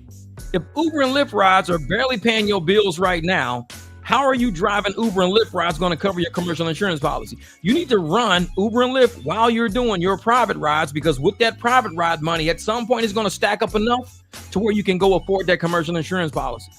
And when you get that policy, that's when you go balls to the wall. You already got your permit, you got your for hire permit to do livery, or your chauffeur permit, you got whatever you got. And now you got your commercial policy. That's when you go hard with marketing, advertising. You get out there, you get you a website built, you get something going on. Because driving Uber and Lyft, you're not going to be able to afford outside of what they allow you to purchase. And they know that. They're not stupid. Uber and Lyft is not. We're not going to give money to people to go out and buy their own insurance policies. We ain't going to do that, because then they'll be directly competing with us on our own platform. We doing that shit anyways. But in the beginning, Uber and Lyft was doing that to everybody. What was they doing? Uber and Lyft in the beginning was paying so great. People were starting fleet accounts. They was going out buying other cars and having people drive the cars for them. Uber and Lyft was paying so great. It was like too much money out there. And all of a sudden they figured out, like, wait a minute. I think we're paying these people a little too much, because they're starting to start businesses. And the staff here at Uber and Lyft, everybody's making $60,000, $70,000, $80,000 a year. And these motherfuckers making $150,000, $200,000 a year out there. Let's kind of switch that. Let's us take all the money and pay them $50,000, $60,000 a year for driving 100,000 miles. So yeah, I'm making 50 cents a mile. Yeah, I ain't doing that shit no more. Oh, Jamil, he's out there. Jamil, I know they out there working right now. Jamil and them, they're dry. I know they got a couple of private clients and stuff like that. So just got me a private for tonight's concert. My advertising on Facebook is working. Hey, I see your ads on Facebook all the time, brother. And I see you on there, man. I see you on there chatting, and that's what you got to do. If you guys ever want to know if this stuff really works, what we talk about on this channel, how we say advertise on Facebook, Instagram, all that. Jesse's a prime page. He's on IG advertising all the time, Facebook advertising all the time, and he does his own ads. He don't pay nobody for his ads. He does his own ads. And now I've seen him get at least 3 private clients off of him, because I sit and I'll see how you talk to people back and forth. I've even chimed in before. I've even said, hey man, I like how you advertise and this and that, keep fighting for the community. I've commented on your ads before. And now look, private rides. Because what these people are seeing is they're seeing drivers supporting drivers. They can go try to look at my channel and they'll be like, oh, wait a minute, this Jesse dude, he actually knows, he's on like a podcast too, because they say his name and stuff, and he's actually talking there. Oh, so he is a real driver. So this guy's legit. I could trust him. Drivers supporting drivers. That's all we do. We support each other. So that's what y'all need to do, man. If y'all on Facebook, take a picture of your car. Take it somewhere nice with some trees in the background, some buildings in the background. Take it downtown. Take a picture. Put some text over the top of it. Put your phone number next to it and put it right on your Facebook. Private rides to and from concerts. You can just put your name and everything on the card, but for the actual ad itself, just type, hey, I do private rides for concerts. I do routine rides to work for discounts. I do group rides. You can do all of this. Airport. I do airport. I help with groceries. If you grocery shop, you need, just hit me up and see if I'm in the area. I could probably be by. But if I'm 50 miles away, I'm not going to drive 50 miles to come pick you up to take your groceries home. But you check with me. I'm a good source. I'm like a friend. I'm like a good friend. Check with your friend. Hey, you at home right now? Yeah, I'm actually. Hey, man, we just about to walk up out of Fry's, man. Can you swing by and help us with these groceries? Oh, yeah. Okay, we're going to be through the check through, man, in about 10, 15 minutes. Perfect. No problem. I could be down there. Check on people sometimes, and that's what you want to be. You want to be that one person that they don't have to go to the apps all the time. They can just check with you. Hey, you in the area? Go to your grocery stores in your areas. Go to the Walmarts in your area. That's who you advertise with. The people standing in front of the store. You can see them on their phones in front of the store. You can see them waiting on a ride. Walk up, give them a card. Hey, you know what? Actually, I do rides and everything. I live in the area and I'm a private driver in this area. Here's my card. If you need a ride to or from, Walmart, the grocery store, or something like that. Usually if I'm in the area, I can actually help you out. So you know how to use Uber or Lyft. And they were like, oh, well, shit, well, my ride right now just canceled on me. Can you give me a ride right now? Well, shit, where you live? I was like 2 miles down there. The ride was like $12. I'll give you like $15. Cool, let's go. Shit, fucking, I'm parked right over here. Okay, cool. Chat, talk, or whatever. So you got your car, you chat. You help load the groceries up. $15 just for walking up and talking to somebody you saw on the telephone in front of Walmart. Like, I'm trying to get somebody to take, because people don't do that. They'll sit there. I saw the other day. I told Jamil, I was on the phone with Jamil the other day. I'm walking out of Walmart because I was buying alcohol for all my people that had to take. Man, It was somebody with a big black SUV in front of Walmart doing grocery runs. A big black SUV. That's how bad it's gotten. When you see black SUVs loading and unloading grocery people, it's getting bad out there. So you know these apps ain't paying nobody. Hopefully that dude, that was his private client, like he knew them people. Because if he took it through the app, it probably didn't pay shit. But it's like, I wouldn't be loading no groceries in my shit. Somebody said, man, I'll give you 15, 20 bucks. Cool, let's do it. But the apps used to be like $4.62 to load up people groceries and take them home. Man, just give me 15 bucks. I ain't doing this $4 shit. Give me 15. You live down the apartments, 2 miles away? I'll take you down there. You could do that 10 times a day. 10 times a day. Drive, hang out at your house. You get a hit from Walmart. You get a hit from Fry's grocery store. You just made $150 and you ain't even left your house basically all day. You sit at your house getting pings from the store, up there advertising, checking with people, making sure nobody needs a ride at the Dollar Tree. You ain't got to wait till people on the app summon you to Walmart to try to pitch to them. You can go to Walmart right now. You can go to Fry's right now. They standing out there. I guarantee they standing outside with their shopping carts, with their phones in their hand. They do. Every time I'm walking in, I see people out there with their phones in their hand, tons of shopping carts, waiting on a ride. Those are all potential clients, all $10, $15 clients who live like a mile or two away. $5 a mile rides, $7 a mile rides. They might give you a $20, $10 a mile rides. Man, thank you so much. Jesse is stupid. I forgot about that shit. They load up bags of concrete. $5. Shit, I'll pull out of there so fast. She's like, yeah, you can help me. Motherfucker, you start lifting up some grapes. You lift up some bread. You lift up some tortillas. You got a big ass bag of concrete down there. Got you, motherfucker. 80-pounder bag of concrete. You be like, shit, this old lady just got me, man. She got me. I thought she had groceries. She had a big ass bag of concrete in the bottom, like 80 pounds. Don't let them old ladies get you, man. When you advertising, make sure you look in the bottom of their basket, because the motherfuckers be throwing concrete bags in there and shit. Yeah, I'm about to do some concrete patio work.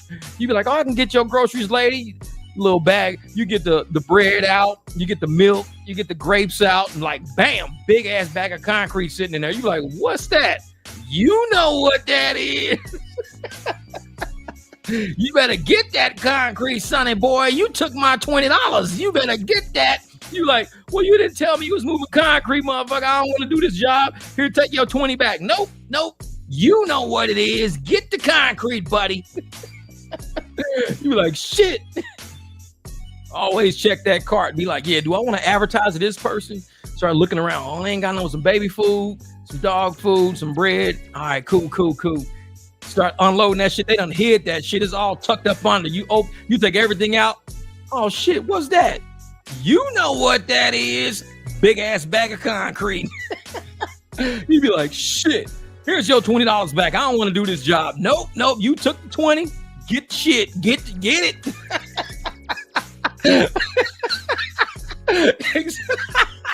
Exactly. So old lady, she have a whole second car fucking inside of Home Depot with all these damn towels in it. You see me standing there, she got like a thing of Windex and she got like some fucking plants and shit. You're like, oh, this is easy, lady. I'll take you to the house. Hey, here's my card. I'll take you to the house. But she said, well, let me go get my other card. You be like, what are you talking about? She pulled that motherfucker out.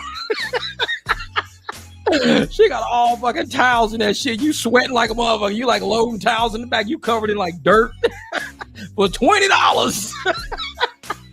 You like, damn, I got played, man. I got played.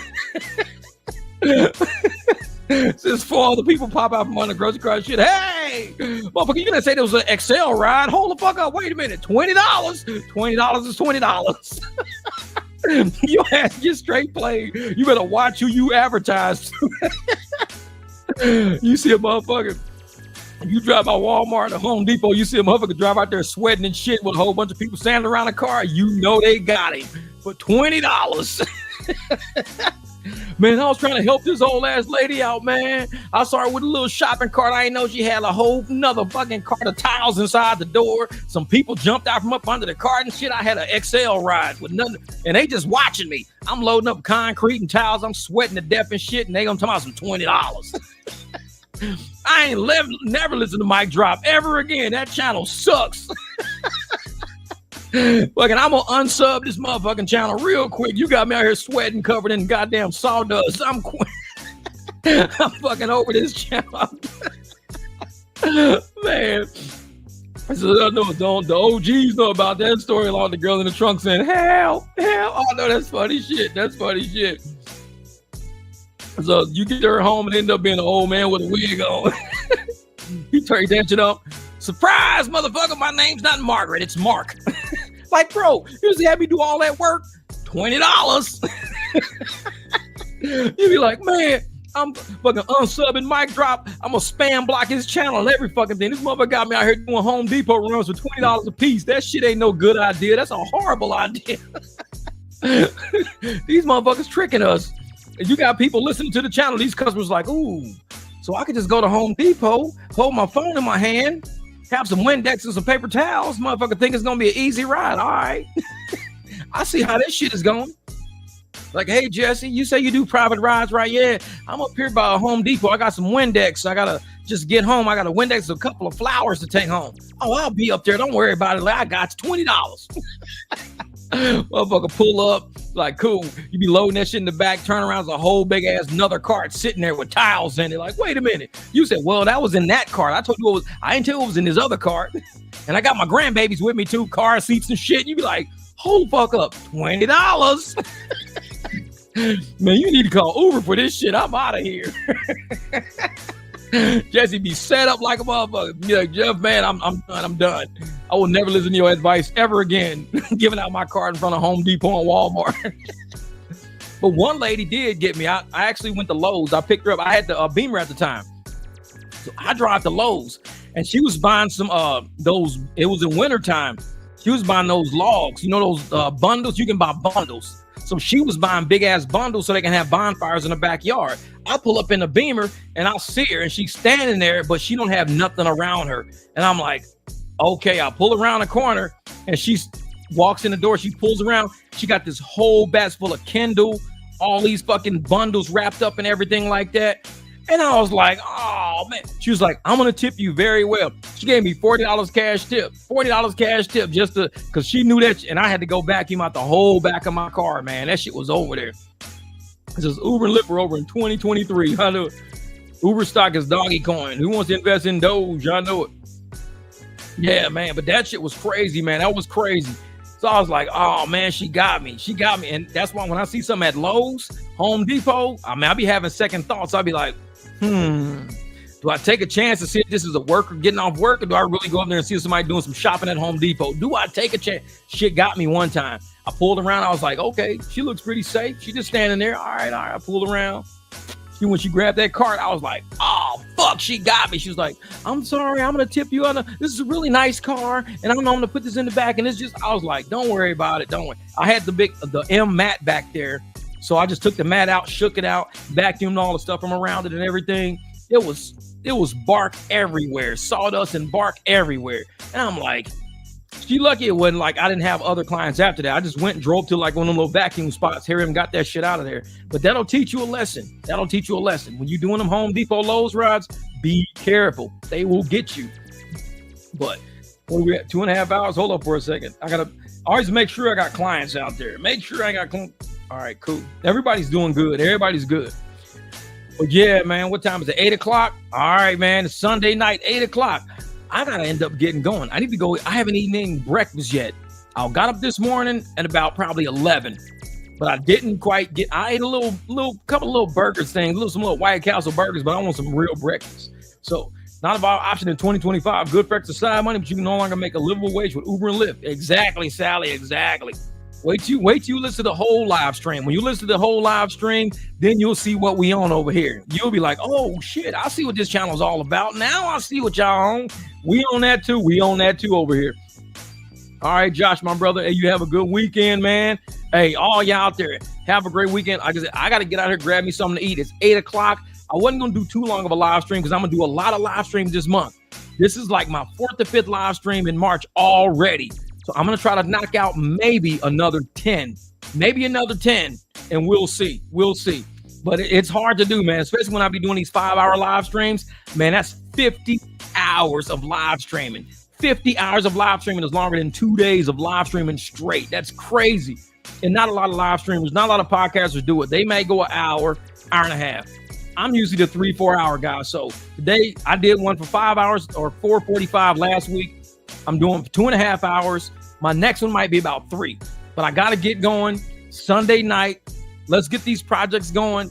Work on them business cards. Get them business cards going, y'all. And make sure you talk to your riders. Do not be scared to ask them. Let them know this is just business. You know what I'm saying? It's like drivers trying to get paid, riders trying to save money, the community trying to be protected. Hey, I'm only getting $13. I don't even know what you pay for this ride, but I'll do it for 25. They might be like, well, 25 is cool because they charge me 32. You never know. You got to ask. So, hey, Sammy, appreciate you too, brother. Y'all be easy up to say White Castle, man, I'm bubble guts. Exactly. I get the freezer White Castle, not the real ones. The real ones, yeah, they'll mess you up. So, man, has anybody had a trying to play the system by bringing a dog with them after requesting an Uber X ride? Oh, people do this shit all the time. They do it all the time, brother. So, man, on that note, 2 hours, 40-minute live stream, logging in history, y'all. We're going to do this again. Hopefully, I'm going to see how tomorrow's looking. If tomorrow's looking decent, we'll do another live stream. And I'm going to try to do it early in the daytime. This was kind of late.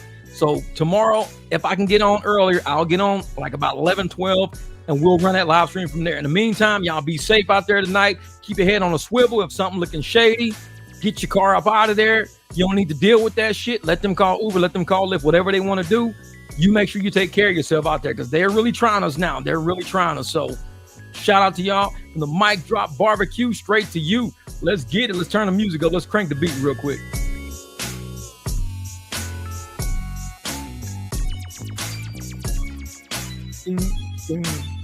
There we go, y'all. So y'all enjoy y'all night. We out of here, y'all. We out of here.